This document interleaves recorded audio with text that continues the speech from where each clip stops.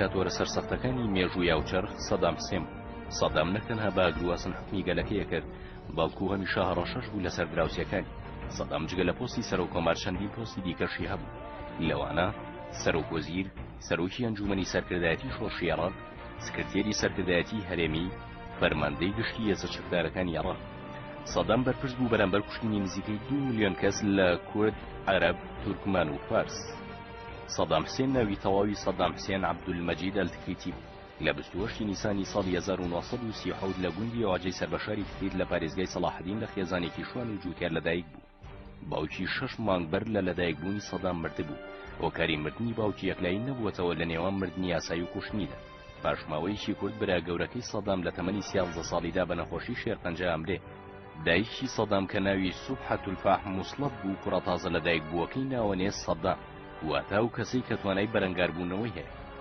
ماوەیەکی کورد پاش لەدایکبوونی سەدام سوبحەی دایکی شووە کاتەوە بە پیاوێک بە ناوی ئیبراهیم حەسەن و سەدام ئەنێردرێتە ماڵی خەیروڵڵات الفاحی خاڵی تا تەمەنی 3 ساڵی لە ماڵی خاڵی پەروەردەکرێ کاتێک سەدام تەمەنی تەنیا 3 ساڵ بوو خەیروڵڵای خاڵی کە ئەفسەرێکی نەتەوە پەرست بوو بە تاوانی بەشداریکردن لە کودەتایەکی سەرنەکەوتووە ئەخرێتە زیندانەوە سەدام جارێکی تر ئەنێردرێتەوە ماڵی ئیبراهیمی زەرباوی سەدام لەو زەرباوکەی 3 برای دیکەیە بێ بەناوەکانی بەرزان وەدبان و سەبعاوی کە سەدام دەبێتە سەرۆکۆمار پۆستی گرنگ ئەبەخشێ بە هەریەک لەو زەربرایانی ئەو کاتی کە لە ماڵی دایکی ئەبێ لە یەک ژووردابن کە نەکارەبا و نەئاو و نەئاوەڕۆی نابێ ژیانێکی سەختیانە بێت دواتر کە سەدام ژیاننامەی خۆی دەگێڕێتەوە باز لەو ڕۆژە سەختانە ئەکاوەڵێ هەرگیز هەستم بە مناڵی خۆم نەکردو ئەو ژیانە سەختەوەی لێکردبووم کە زۆر جار تەنیا بم و هاوڕێیەتی کەس نەکەم بەڵام ئەو نەبوونی و نەهامەتیە فێریان کردم کە چۆن دان بە خۆمدا بگرم و بەرگی کێشەکان بگرم ساڵی 1940 خاڵی لە زیندان ئازادەکرێت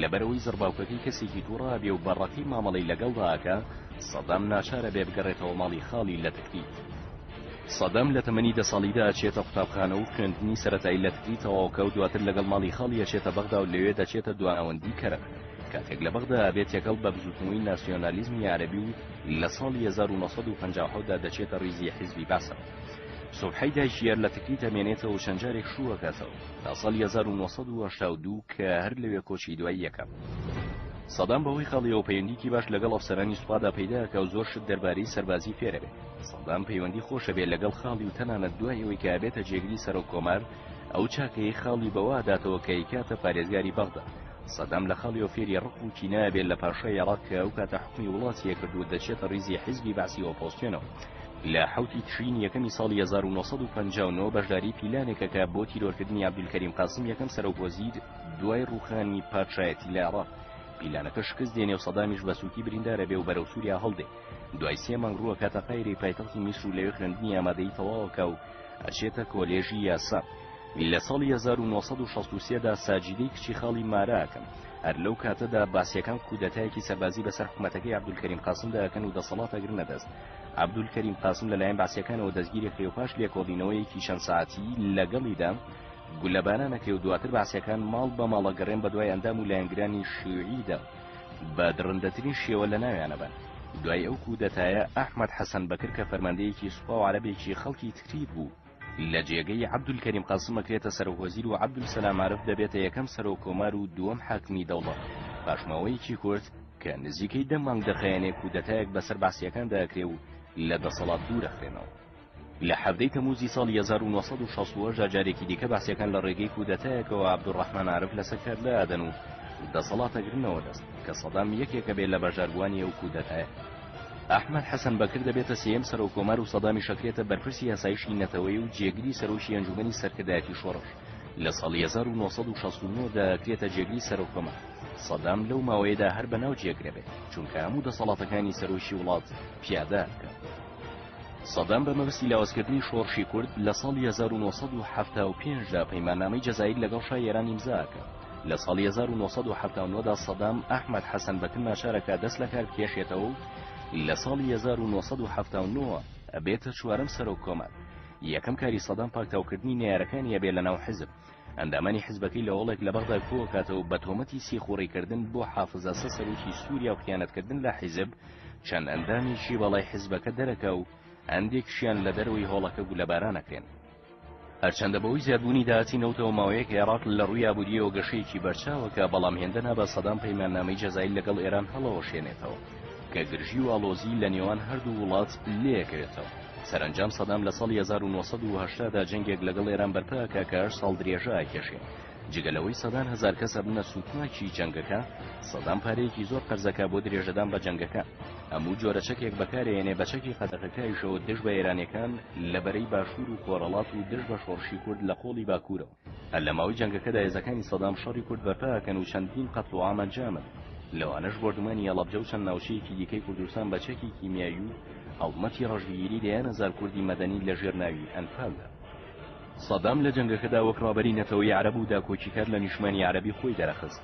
بە سەدان هەزار وێنە و پەیکەر و یادگاری بۆ دروستەکرێ و وێنەی ئەو بە هەموو شوێنەگشتی تایبەتیەکاندا بەدیەکرێ. ڕوخساری سەدام لەسەر پارەی عێراقی چاپەکرێ لە هەموو شارێکدا پەیکەری گەورەی بۆ دروستەکرێ کە دوای ڕوخانی هاوڵاتیان دەکەونە شخاندی. لە ساڵی 1986 دا سەدام ژنی دووەمی بە ناوی سەمیرە شابەندەر هێنا. سەمیرە ژنی بەڕێوەبەری فڕۆکەخانی بەغدا بوو، بەڵام سەدام بە زۆر پێی تەڵاقدا تا خۆی ماری بکاتەوە. بە گوێرەی هەندێک لە سەرچاوەکان ڕاکەبەریەکی زۆر هەبووە لە نێوان ئەو دوو ژنەیدا. دوای جەنگ ئەو ژنی هەڵات بۆ لوبنان و وا باوەڕی شەکرێ مناڵێکی لە سەدام هەبێ. دەنگۆیەوە هەبوو کە سەدام دوو ژنی کەشی هێنابێ بە ناوەکانی نیزاڵ حەمدانی کە بەڕێوەبەری گەشتی سەنتەری توێژینەوەی وزەی خۆر بوو. ژنی چوارەمیشی لە ساڵی 2002 بە ناوی وەفا مولاحوەی شێنە، بەڵام بەڵگەی تەواو لە بەردەستدا نییە و دەنگۆیانە بسەلمێن.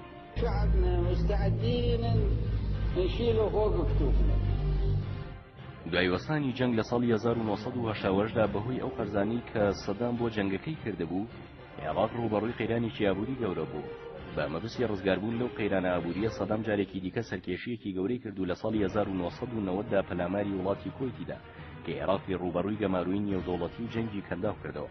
سوپاکەی سەدام دوای دەرفەڕاندنی لە کۆیت کەوتە وێزەی گەلانی عێراق بۆ سەرکوتکردنی ڕاپەڕینی جەماوەری شیعەکان لە باشوور و ناوەڕاستی عێراق و ڕاپەڕینی کورد لە کوردستان. سەدام فەرمانەدا بە سوپاکەی بە دەڕەندەترین شێوە ڕاپەڕینەکە سەرکوت بکەن.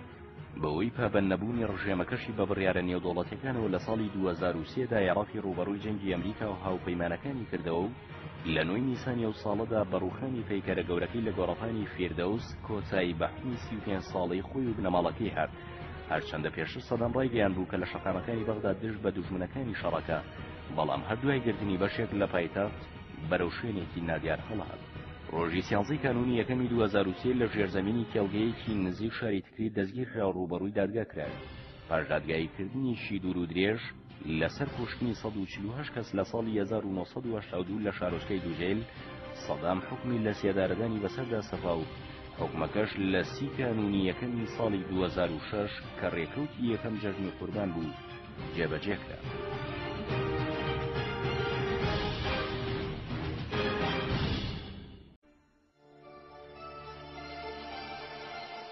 محەممەد ڕەزا شای پەهلەوی.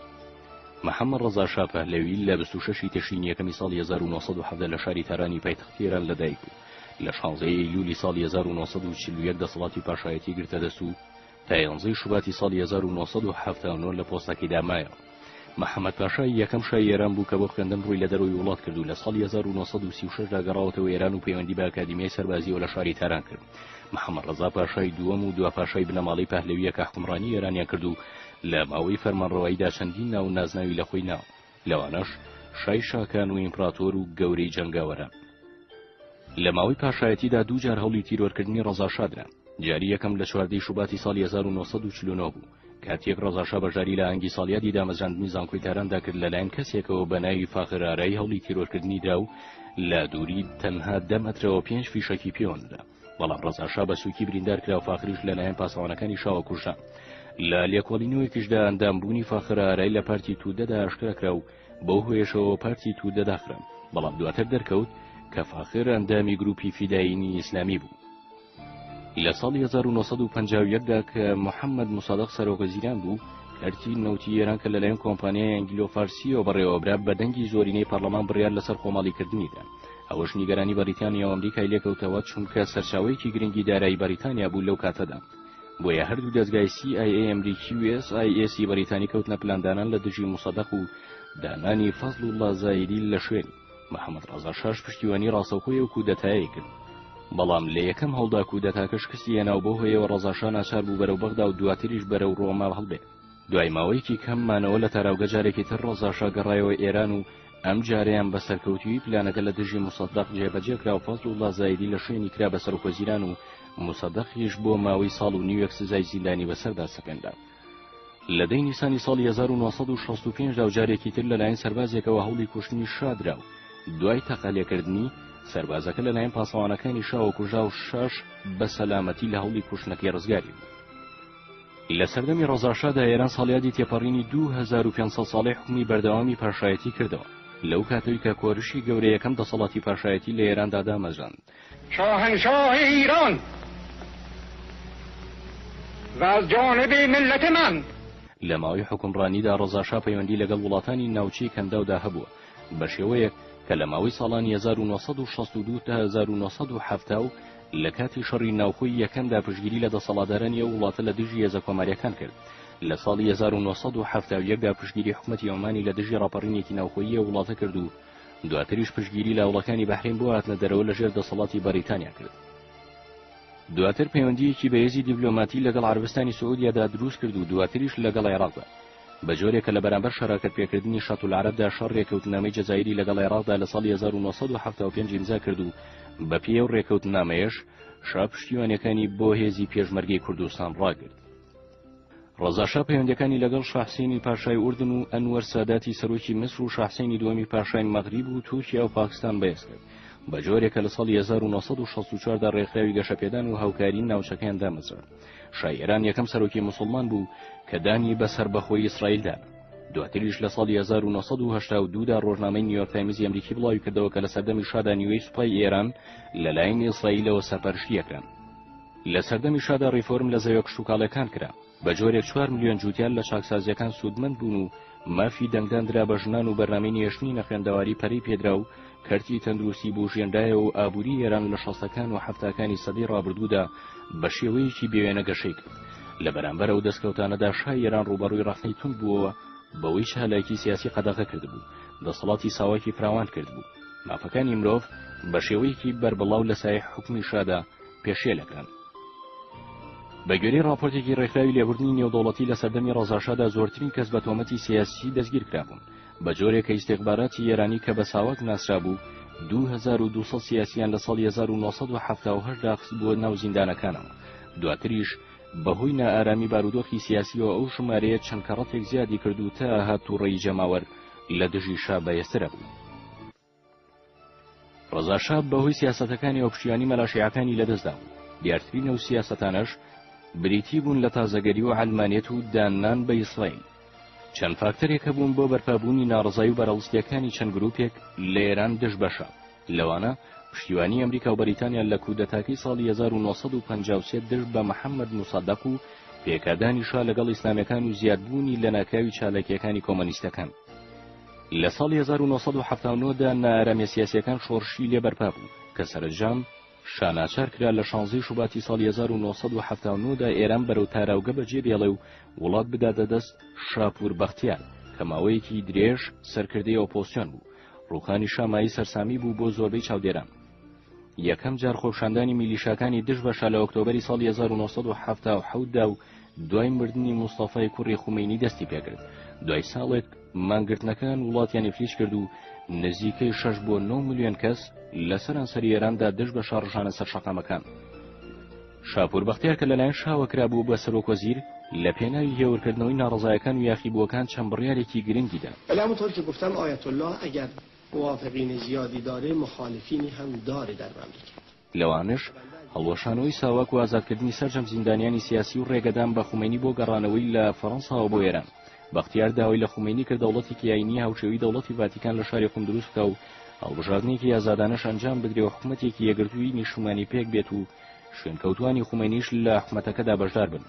بەڵام خومینی ڕاستەوخۆ و داوای ڕەت کردەوە و شاپور بەختیاری بە خیانەتکار و هاوکاری شا لە قەڵەمدا و دەستی بە پێکێنانی حکومەتێکی نوێ کرد و مەهدی بازرگانی بە سەرۆکوەزیرانی حکومەتەکەی دەستنیشان کرد و لە ئێوارەی 11 شوباتی 1970 دا بە شێوەیەکی ڕەسمی کۆتایی بە دەسەڵاتی پاشایەتی هێنرا و ئێران لە دەوڵەتێکی پاشایەتی وەکرا بە دەوڵەتێکی کۆماری ئیسلامی. محەممەد ڕەزاشا دوای 37 ساڵ و 138 ڕۆژ حکومکردنی لە ئێران بە دوای وڵاتێکدا گەڕاکە بۆ ماوەیەکی کاتی جێگەی بکاتەوە. بۆ ئەو مەبەستەش دوای هەڵاتنی لە شاری تاران ڕووی لە میسر کرد و لەلایەن ئەنوەر ساداتی سەرۆکی میسرەوە پێشوازی لێکرا و دواتر ڕووی لە چەند وڵاتێک کرد وەک مەغریب و مەکسیک و سویسرا و ئەمریکا و پەنەما. بەڵام بەهۆی فشاری حکومەتی ئێرانەوە ڕەزاشا ناچار بوو جارێکی تر بگەڕێتەوە بۆ میسر و تا کاتی مردنی لەوێ مایە و دواتریش لەسەر داوای سەرۆکی مسر لە یەکێک لە مزگەوتەکانی شاری قایرەدا بە خاک سپێردرا.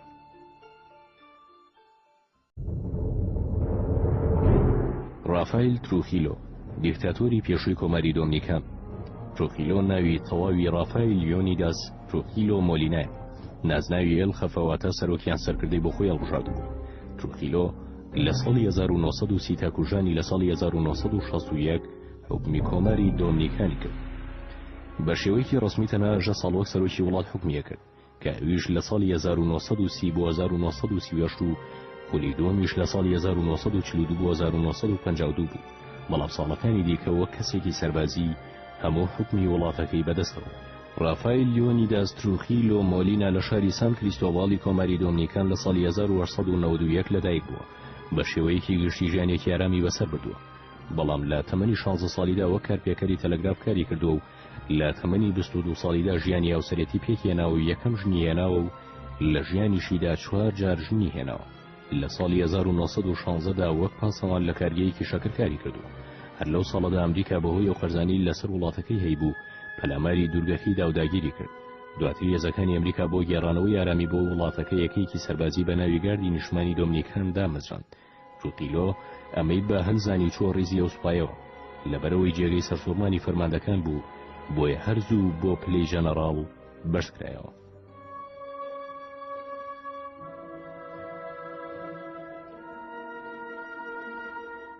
لە ساڵی 1930دا تروخیلۆ و کاتێ بووبووە فەرماندەی گاردی نیشتمانی وەک کاندیدی پارتی دۆمینیکانی تازە دامەزرا و بەشداری لە هەڵبژاردنەکانی سەرۆکایەتی وڵاتدا کرد و بە بەکارهێنانی هێز و تەزویر توانی لە سەدا 95 دەنگەکان مسۆگەر بکە و بوو بە سەرۆکی وڵات. هەرکە دەسەڵاتی گرتە دەست تروخیلۆ هێزێکی پۆلیسی نێنیدا بڵۆسێنەری دامەزراند بۆ شکنجەدان و کوشتنی نایێرانی حکومەتەکەی. هەموو پارت و ڕێکخراوە سیاسیەکانی قەدەغە کرد و پارتی دۆمینیکانی کردە تاکە پارتی سیاسی یاسایی و دۆمینیکان بوو بە دەوڵەتێکی تاک حیزبی. فەرمانبەرانی حکومەت ناچارەکران لە سەدادەی موچەکانیان وەک ئابوو نەبدەنە حکومەت و گەنجان ناچارەکران بێنە ڕیزی حیزبەوە و ئەوەی نەبوایە بە حیزبی ڕوبەڕووی گرتن و هەندێک جاریش کوشتن نەبوون. هەندێک لە شارەکان و پرد و شوێنە گرنگەکان بە ناوی تروخیلۆ ناونران وەک گۆڕینی ناوی پایتەخت لە سانتۆ دۆمینگۆ بۆ سیۆدال تروخیلۆ و سان کریستۆبال بۆ تروخیلۆ و پیکۆ دوارت بۆ پیکۆ تروخیلۆ. چەندین پەیتێری گەورە بۆ سەرک دروست کرا و وێنەی تروخیلۆ بە لێشاو بەناو خەڵکدا بڵاوکرایەوە. دروشمی خوددا لە ئاسمان و تروخیلۆ لە سەرزەوی بە هەموو جێگەیەکی وڵاتدا بڵاوکرایەوە و دواتر دروشمەکە گۆڕدرا بۆ تروخیلۆ لە سەرزەوی و خوددا لە ئاسمان. بە درێژایی 31 ساڵی لە حکومڕانی وڵاتەکەیدا تروخیلۆ سەروەتێکی زۆری بۆ خۆی و کەسوکارەکەی کۆکردەوە. پۆستە گرنگەکانی لە نێوان کەسە نزیکەکان و پیاوە دڵسۆزەکانی دابەش کردبوو. ویلایەتە یەکگرتووەکانی ئەمریکا پشتیوانی لە حکومڕانیەکەی تروخیلۆ کرد و بەو پێی زۆر بە توندی دژی چەپەکان و کۆمۆنیستەکان بووە. تروخیلۆ سیاسەتێکی دووفاقی پیادا کرد. لەلایەکەوە پێشوازی لە پەنابەرە جوولەکەکانی ئەوروپا و کۆچبەرە ژاپۆنیەکان و ئاوەرەکانی ئیسپانیا کرد. لە ناوخۆدا برەوی بە جیاخوازیەکی بێوێنەی ڕەگەزیدا دژ بە هاوڵاتیە بە ڕەگەز هایتیەکان. لە ساڵی 1937دا تروخیلۆ پاکتاوی ڕەگەزی دژ بە هاوڵاتیە هایتیەکان دەست پێ کرد و فەرمانیدا بە لەناوبردنی ئەو دانیشتووە هایتیانەی لە ناوچە سنووریەکانی ناوخاکی دۆمینیکان لە سەر سنووریایەتی نیشتەجێ بوون. بیانۆکەشەوە بوو کە هایتیەکان مەڕ و ماڵات و بەرهەمە کشتوکاڵەکانی هاوڵاتیە دۆمینیکیەکانە دزن. بەڵام لە بنەڕەتدا بۆ بەهێزکردنی پێگەی دەسەڵاتەکەی و قایمکردنی سنوورەکان و تا نایارەکانی نەتوان لەو سنوورانەوە دزە بکەن یان هەڵبێن بۆ دەرەوەی وڵات.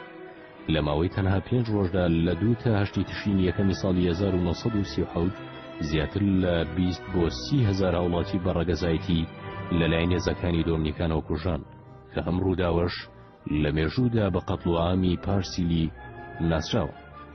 یەکێکی دیکە لە تاوانەکانی ڕژێمەکەی تروخیلۆ کە لە سەراستی جیهان دەنگیدایە و کوشتنی خوشکانی میراباڵ بوو. 4 خوشک کە چالاکی سیاسی بوون بە شێوەیەکی ئاشکرا دژایەتی دیکتاتۆرەکەی تروخیلۆیان کرد. خوشکانی میراباڵ لە ناو خانەوادەیەکی دەوڵەمەند و خوێندەوار گەورە بوون. بەڵام لەبەر ئەوەی دژی دیکتاتۆریەت بوون بۆیە لەلایەن هێزەکانی تروخیلۆ کرانە ئامانج و ڕۆژی 25 نۆڤەمبەری ساڵی 1960 سیان لە خوشکانی میراباڵ کوژران و یەکێکیان ڕزگاری بوو کە دواتر یادەوەریەکانی خوشکەکانی و چۆنێتی کوژرانی خوشکەکانی ئەگێڕایەوە. Y yo los agarraba y les decía, convénzanse que la asesinaron, no que fue un accidente, porque decían era un accidente. ئەم دوو ڕووداوە قەتڵوعامەکەی پارسیلی و تیرۆرکردنی خوشکانی میراباڵ سەرنجی ژیانی بەلای خۆیدا ڕاکێشە. بە جۆرێک لە ساڵی 1999 دا ڕۆژی کوژرانی خوشکانی میراباڵ لەلایەن نەتەوەی گرتوەکانەوە بە زۆرینەی دەنگ وەک ڕۆژی ژیانی نێشتنی توند و تیژی دژی ژنان پەسەند کرا. هەرچەندە بە درێژی حکومەکەی ویلایەتە یەکگرتوەکانی ئەمریکا پشتیوانی لە تروخیلۆوە کرد، بەڵام وایت ئایزنهاوەر سەرۆکی ئەمریکا ڕای بەرامبەر تروخیلۆ گۆڕا و گەیشتە و بڕوایی کە چیری نابێ ئەمریکا پشتیوانی لەو دیکتاتۆرە بکە، چونکە لە ناوخۆی کۆماری دۆمینیکاندا جەماوەرێتی دەڕۆزیوە و ئەگەری لابردنی هەیە لەلایەن چەپڕەوەکانەوە بۆیە بێ بیل لە بەدیلێکی تر بکەنەوە کە پشتیوانی لە ئەمریکا بکە. ئایزنهاوەر تێبینی کردبوو کە خەڵکی ئەمریکا ئەیدانی ڤیدڵ کاسترۆ ناکەن ئەگەر ئەمریکا دژی تروخیلۆ نەوەستێتەوە، هەر بۆیە ئەمریکا پلانێکی بۆ کوشتنی تروخیلۆی هاوپەیمانی داڕشت. ڕۆژی سیایەری 1961 تروخیلۆ لە ناو ئۆتۆمبیلەکەیدا لەسەر ڕێگایەکی دەرەوەی پایتەخت لەلایەن چەند چەکدارێکەوە بەردەستڕێژی گولەدرا و کوژرا. دوای ڕووداوەکەش زۆربەی ئەوانەی گومانیان لێ یەکرا کە بەژاری پیلانی کوشتنەکەیان کرد بێ گیران و دواتریش کوژران. تروخیلۆ کەسێک بوو کە باوەڕی وا بوو پارە و سامان سەرچاوی دەسەڵاتن، هەر بۆیە دوای مردنەکەی حکومەتی دۆمینیکان دەستی گرت بەسەر 111 کۆمپانیای تروخیلۆدا. دیکتاتۆری دۆمینیکان کە خولیای جلوبەرگی پۆشتە و گرانبەهای هەبوو، نزیکەی 2000 قات و 10,000 بۆین باخی هەبوو، جگە لە کۆشکی ڕسمی کۆماری چەند کۆشکێکی دیکەشی هەبوو. ئەوانەی کە داکۆچیان لە حکومەکەی تروخیلۆوە کرد دەیانوت کە ئەو سەرکردەیە توانیوێتی لە ماوەی حکومیدا ئارامی و بوژاندنەوەی یابووری بۆ وڵات مسۆگەر بکات، ئەمە لە کاتێکدا کە نەیارەکانی ئەڵێن ئەو ئارامیە لەسەر حسابی پێشێلکردنی مافەکانی مرۆڤ و گەلی دۆمینیکان بەدەسات بوو. لە سەردەمی تروخیلۆدا ئازادی مافە مەدەنیەکان هیچ بوونێکیان نەبوو، ئەمە سەرباری ئەوەی سەروەتی وڵاتەکەی لە چنگی خزم و کەسە نزیکەکانی تروخیلۆدا بوو. سەردەمی تروخیلۆ بە یەکێک لە خوێناویترین سەردەمدان بێ لە کێشوەری ئەمریکا.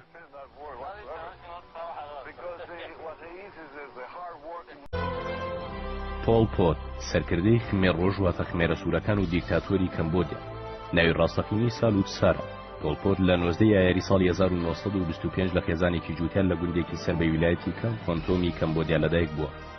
ئەو کاتە کەمبۆدیا لەژێر کۆلۆنیالیزمی فەڕەنسادا بوو، هەر بۆیە پۆل پۆتیش لە ساڵی 1935 دا بۆ خوێندن ڕووی لە پنۆم پێنی پایتەخت کرد و لە چەند قوتابخانەیەکی فەڕەنسیدا دەیخوێن تا ساڵی 1945 زەمالەیەکی بۆ خوێندن لە فەڕەنسا بەدەستهێنا و ڕووی لە پاریس کرد بۆ خوێندن لە بواری ئەلکترۆنیدا.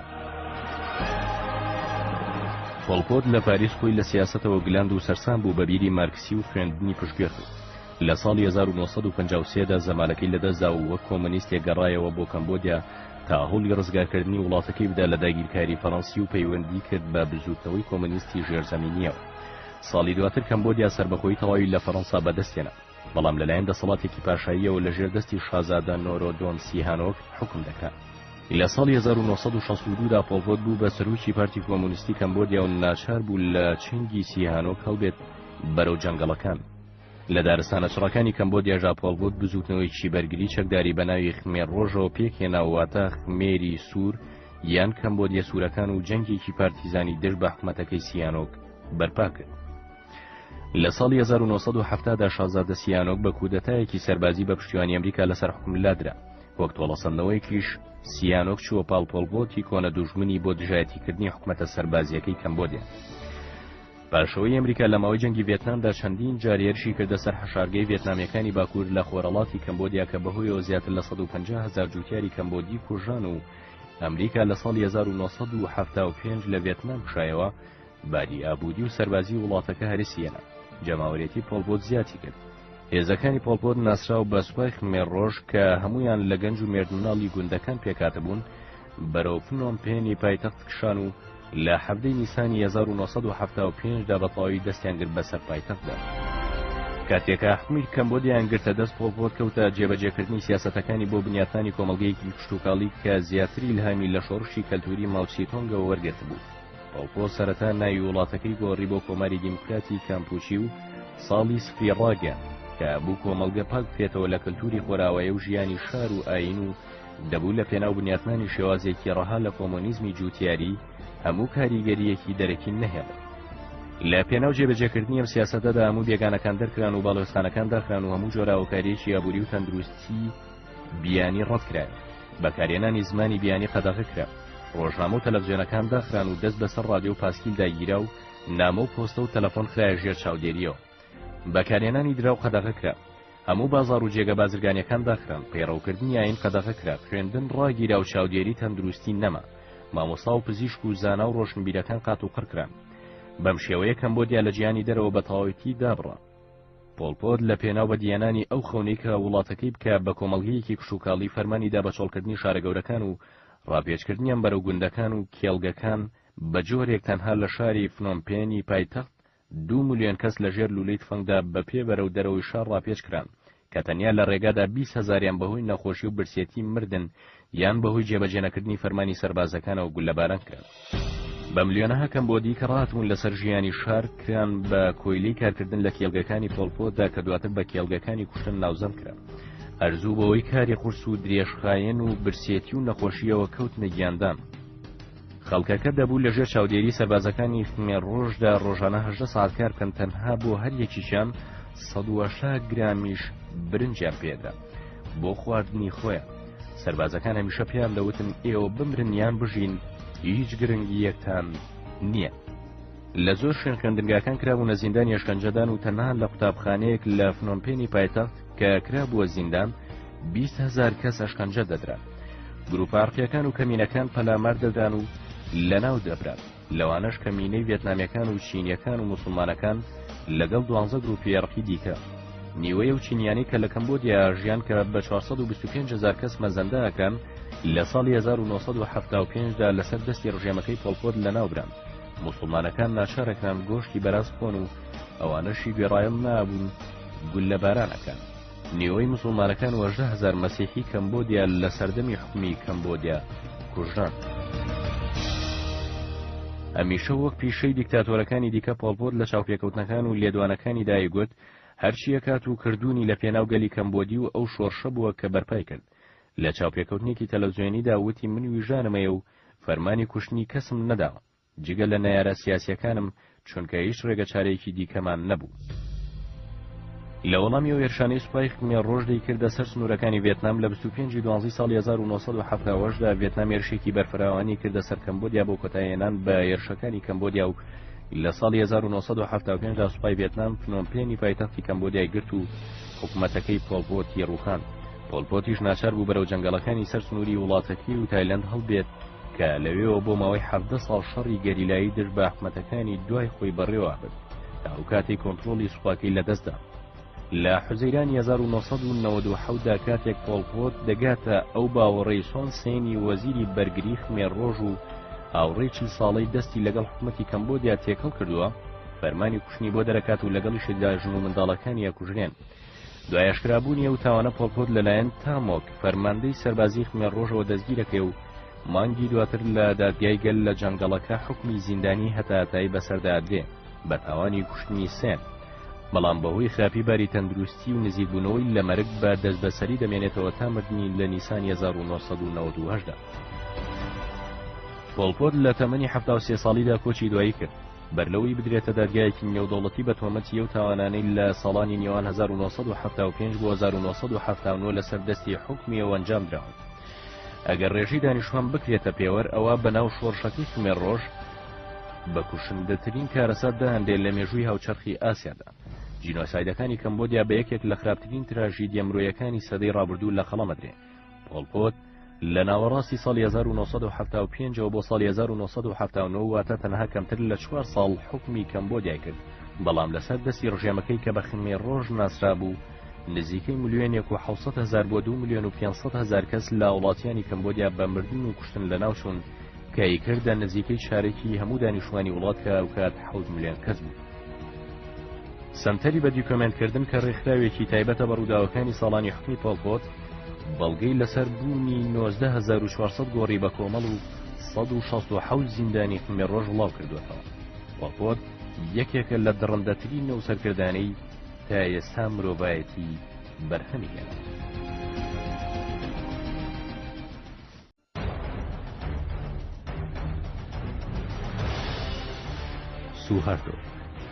سوهارتۆ دیکتاتۆری پێشووی ئیندۆنێزیا یەکێک بوو لە خراپترین دیکتاتۆرەکانی سەدەی ڕابردوو کە بۆ ماوەی 32 ساڵ بە ئاگرواسن حکمی ئیندۆنێزیا دەکرد.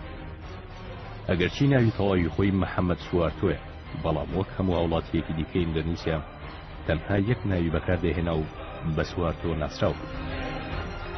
سوهارتۆ لە ساڵی 1921 لە خێزانێکی جووتیان لە گوندێکی سەر بە ویلایەتی جاڤای ئیندۆنێزیا لەدایک بوو. هەر لە دوای لەدایکبوونی بە چەند مانگێک دایک و باوکی لە یەکتر جیابوونەوە لە تەمەنی 3 ساڵیەوە چۆ لای دایکی کە شووی بە جووتیارە کردبوو، بۆ ماوەیەکیش لای باوکی شیاو. لەبەرەوەیەوە کاتە ئیندۆنێزیا لەژێر داگیرکاری هۆڵەندادا بوو، بۆیە دوای تەواوکردنی خوێندنی ناوەندی سوهارتۆ لە ساڵی 1940دا چووە ڕیزی سوپای هۆڵەندیەوە کە زیاتر بە سوپای خۆرەڵاتی ئیندیزی شانەی هۆڵەندا ناسراو بوو. سوهارتۆ لە خوێندنگەیەکی سەربازی دەستی بە خوێندن کرد و هەرزوو بەهۆی چالاکی و لێهاتوویە و ناوی دەکرد. کاتێک لە ئازاری 1942دا و لە جەنگی جیهانی دووەمدا ژاپۆن ئیندۆنێزیای داگیر کرد، زۆر کەس لە خەڵکی وڵاتە بە هەلیان زانی بۆ ڕزگاربوونیان لە داگیرکاری هۆڵەندا و یەکێک لەوانش سوهارتۆ بوو کە پەیوەندی بە سوپای ژاپۆنیەوە کرد و کەوتە شەڕکردن دژ بە داگیرکاری هۆڵەندی تا ئەو کاتەی ژاپۆن لە جەنگەکە شکستی هێنا و لە ئیندۆنێزیا پاشەکشەی کرد. لە ساڵی 1945دا کە سوپای ئیندۆنێزیا دامەزرا، سوهارتۆ پەیوەندی بەو سوپایە کرد و کاتێکیش ئیندۆنێزیا لە ساڵی 1949 سەربەخۆی لە هۆڵەندا بەدەستێنا، سوهارتۆ هەرزوو لە سوپادا پلەی بەرز بووە. دەسەڵاتی ڕاهای سوهارتۆ و کاتە دەستی پێکرد کە لە ئەیلولی ساڵی 1965دا 6 جەنەراڵی باڵای سوپا لە ڕووداوێکی تەمە و مژاویدا ڕفێنران و کوژران کە پێشوو بەهۆی هەڵدانیان بوو بێ بۆ ئەنجامدانی کودەتایەکی سەرنەکەوتوو. ئەم ڕووداوە وای کرد سوهارتۆ دەست بگرێ بەسەر هێزە چەکدارەکاندا و پلەکەی بۆ سەرۆکی ئەرکانی سوپا بەرز بکرێتەوە و دەستی بەسەر هەموو جونگەکانی حکومەتدا گرت.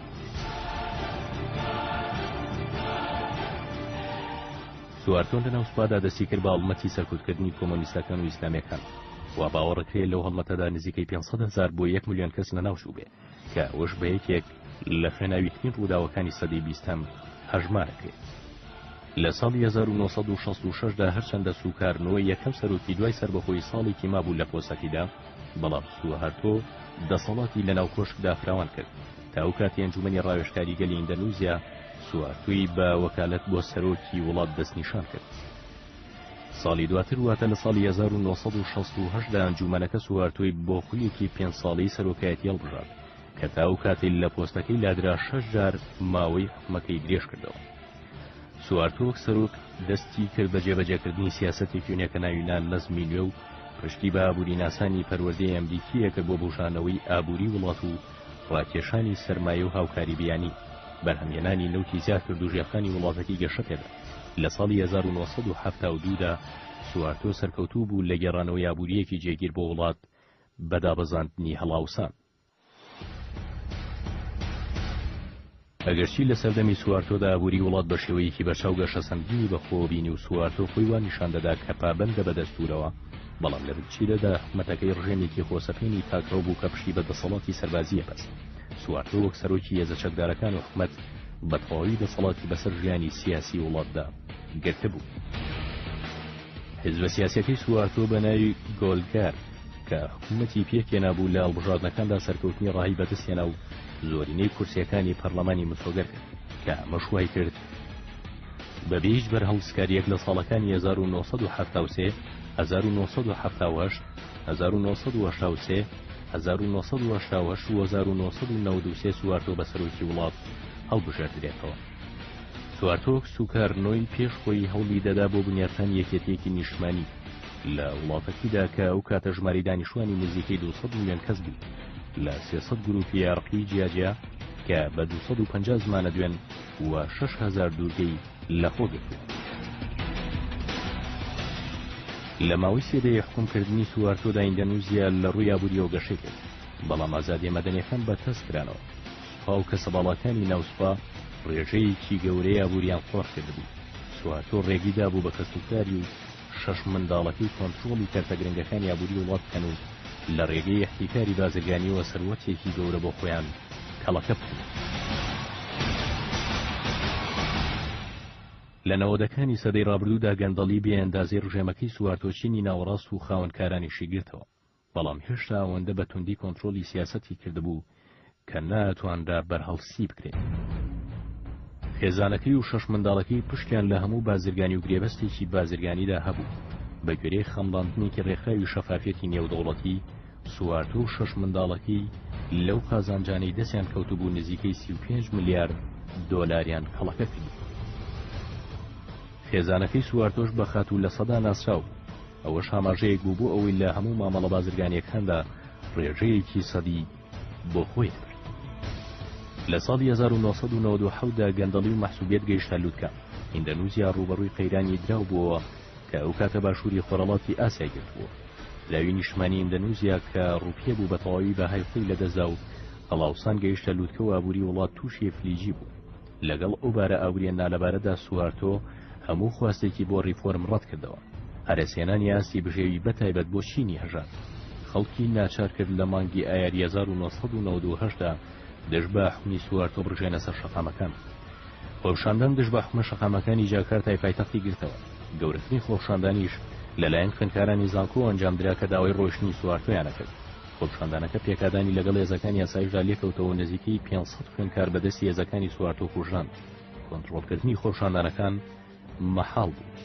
هەر بۆیە لە 21 یاری 1998دا سوارتۆ ناچار بوو کورسەکەی بەجێ بهێڵێ کە تەنیا 2 مانگی مابوو بۆ ئەوەی بۆ جاری حوتەم خۆی هەڵبژێرێتەوە. سوارتۆ کە کۆشکی بەجێش لە لێدوانێکی کووردا بۆ خەڵکی ئیندەنوزیا وتی داوای لێبوردنەکەم بۆ هەڵەکان. ڕژێمەکەی سوارتۆ کە دوجار لەلایەن خەڵکەوە ڕووخێنرا ڕێگەی خۆشکرد بۆ دیموکراسی لەم وڵاتە موسڵمانە 235 ملیۆنێدا.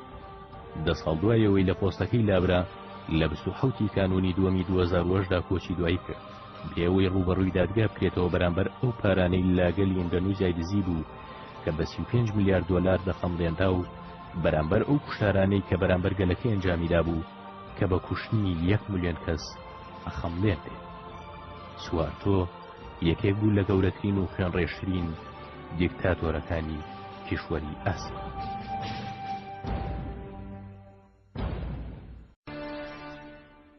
لنرد عدوانه الجديد المستمر فلم نسمح له أن يأخذنا على حين. حافظ أسد دیکتاتۆری سووریا بۆ ماوەی 29 ساڵ حکمی وڵاتی کرد. بە درێژایی ماوەی دەسەڵاتەکەی حافظ ئەسەد هەمیشە ڕەخنەی لێدەگیرا کە گەلەکەی خۆی دەچەوساندەوە و نەیارانی سیاسی بە درڕندەترین شێوە سەرکوت دەکرد. گروپەکانی مافی مرۆڤ ئاشکرایان کردووە کە بە هەزاران کەس لە سایە حکمی حافظ ئەسەددا بەبێ بڕیاری دادگا لە سێدارە دراون و هەزاران کەسیش لە شێر ئەشکەنجەدا گیانیان لەدەستداوە. حافظ ئەسەد ناوی تەواوی حافظ ئیبن عەلی ئیبن سلەیمان ئەلئەسەدە لە خێزانێکی هەژاری کەمینەی عەلەوی لە شارۆچکەی قەرداحەی سەر بە پارێزگای لازەقیە لە 6 تشرین یەکەمی ساڵی 1930 لەدایک بووە. باوکی جوتیار و زۆربەی ئەندامانی خێزانەکەی نەخوێندەوار بوون. ئەسەد یەکەم ئەندامی خێزانەکەی بوو کە بچێتە خوێندنگەی ئامادەی. لەگەڵ خوێندندا تێکەڵ بەکاری سیاسی بوو. لە ساڵی 1946دا کە تەمەنی 16 ساڵ بوو سوارریزی حزبی باسەوە. پاش تەواوکردنی ئامادەی چوە کۆلێژی فڕۆکەوانی و لە ساڵی 1955 بە پلەی ملازمی فڕۆکەوان کۆلێژی تەواو کرد و بوو بە یەکێک لەو ژمارەکەمەی عەلەویەکان کە لە ڕیزی هێزی ئاسمانیدا وەرگیرا بوو. حافظ ئەسەد بە مەبەستی مەشق و ڕاهێنان لە ساڵی 1958دا ڕەوانەی یەکێتی سۆڤێت کرا، بەڵام لە ساڵی 1961دا بەهۆی ئەوەی حافظ ئەسەد دژی جیابوونەوەی سووریا بوو لە کۆمەری یەکگرتووی عەرەبی لە هێزە چەکدارەکان دوور خرایەوە و تا ساڵی 1963 لە وەزارەتی گواستنەوەی دەریایی کاری کرد. لەو ماوەیەدا چالاکیە سیاسیەکانی لەناو حزبی بەعزدا برەو پێدا. ئەسەد بەشداری لە کودەتاکەی ساڵی 1963دا کرد کە لە ڕێگایەوە حزبی بەعز دەسەڵاتی گرتە دەست. ئەمبار و دۆخە نوێیە بواری بۆ حافظ ئەسەد ڕەخسان جارێکی دیکە بگەڕێتەوە ڕیزی هێزی ئاسمانی و بە پلەی ڕائید گەڕایەوە سەرکارەکەی. ئەو کاتە بە شێوەیەکی ڕەسمی ئەمین حافظ کە موسڵمانێکی سوننە بوو حکمی دەکرد. بەڵام بەکردەوە گەنجە عەلەیە بەعسیەکان لە دەسەڵاتدا زاڵ بوون. ساڵی دواتر واتە لە ساڵی 1964 ئەسەد چەند پلێکی سەربازی بەرز کرایەوە. هاوکات لەناو حیزبیشدا بە فەرماندەی هەرێمی حیزبی بەعز دەستنیشان کرا. ساڵی دواتر کرا بە فەرماندەی گشتی هێزە ئەسمانیەکان. ئەم دەسەڵاتە سەربازیە باڵایە ڕێگەی خۆش کرد بۆ حافز ئەسەد بە هاوکاری سەلاح جەدید کە سەرۆکیەکانی سوپا و بەعسیەکی عەلەوی بوو لە ساڵی 1966دا کۆدەتایەک بەسەر ئامین حەفزی سەرۆکی وڵاتدا بکەن و لە دەسەڵات دوور بخەنەوە. هەر لەو ساڵەدا بەعسیە نوێیەکان بەڕابەراتی جەدید لەناو حکومەتدا کودەتایشان بەرپا دەکرد دژ بە باڵی نەتەوەپەرستی حیزبی بەعز بە سەرکردایەتی میشێل ئەفلەق و ئەفلەقیان لە پۆستەکەی دوور خستەوە کە هیچێک بوو لە دامەزرێنەرانی ئەو حیزبە. ئەسەد دەبێتە وەزیری بەرگری و دەسەڵاتێکی گەورە دەبێت بەسەر سیاسیەکانی حکومەتەوە. هێندە نابات گرژی و ئاڵۆزی دەکرێتە نێوان باڵی ڕادیکالی باڵادەستی ناو حیزبی بەعس و کوتلەکەی حافز ئەسەد کە کوتلەیەکی سەربازی دەبێت. نورەدین ئەتاسی سەرۆکی سووریا و سەلاح جەدید جێگری سکرتێری گشتی حیزبی بەعس دەرک بە مەترسی ئەسەد دەکەن و فەرمان دەکەن بەوەی هەموو پلە و پۆستێکی لەناو حکومەت و حیزبدا لێبسردرێتەوە. بەڵام ئەسەد پێش ئەوان دەست دەوەشێنێت و کۆدەتایکی سپی لەناو حیزبدا بەرپا دەکا بە ناوی شۆڕشی ڕاستکردنەوەی ساڵی 1970. پاکتەو لەناو حیزبدا دەست پێ دەکات و ئەتاسی و جەدید دەخاتە زیندانەوە. دڵسۆزان و پیاوەکانی ئەسەد پۆستە گرنگەکانی حکومەت دەخەنە ژێر دەستیانەوە. سەرەتا حکومەتەکەی ئەسەد بەهۆی ئەو ئارامەی دەیهێنێتە ئاراوە جەماوەرێتی پەیدا دەکات. بە تایبەتیش کە خەڵکی سووریا ماندوو بوون لەو زنجیرە کودەتانەی لە ساڵی 1948ەوە سووریای گرتبووە.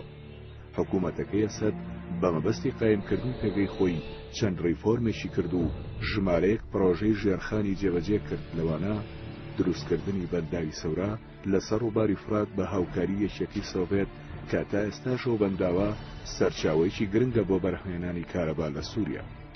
ژمارەیەکی زۆر قوتابخانە دروست کرا و ئاستی بژەوی هاوڵاتیانی سووریا بەرز بووە. پیادەکردنی حکوومەتیشی ئەلمانی لەلایەن ئەسەدەوە وای کرد کە کەمینەکانی عەلەوی و دروزی و مەسیحی پشتیوانی لێ بکەن، چونکە لەوە دەترسان بە ڕۆشنی حکوومەتەکەی ئەسەد جارێکی دیکە ڕوبەڕووی چەوساتنەوەی حکوومەتێکی سونی ببنەوە. حافز ئەسەد لە هەڵبژاردنەکەی مانگی ئازاری ساڵی 1970 بە سەرۆکۆماری سووریا هەڵبژێردا. ئەسەد شانبەشانی چاکسازی و پرۆژەی خزمەتگوزاری کەوتە بە هێزکردنی سوپا و هێزی ناوخۆ و دەستگاکانی پۆلیسی نهێنی و دەستگا داپڵۆسێنەرەکان. میدیای حکوومەت بە جۆرێک ئاراستە دەکرا کە کەسایەتێکی بە هێزی ئەسەد نیشان بدان و پڕۆپاگەندەی بۆ بکەن کە حافز ئەسەد سەرکردەیەکی بلیمەت و دادپەروەر و بە هێز و نیشتیمان پەروەرە لە سووریا و هەموو جیهانی عەرەبیدا.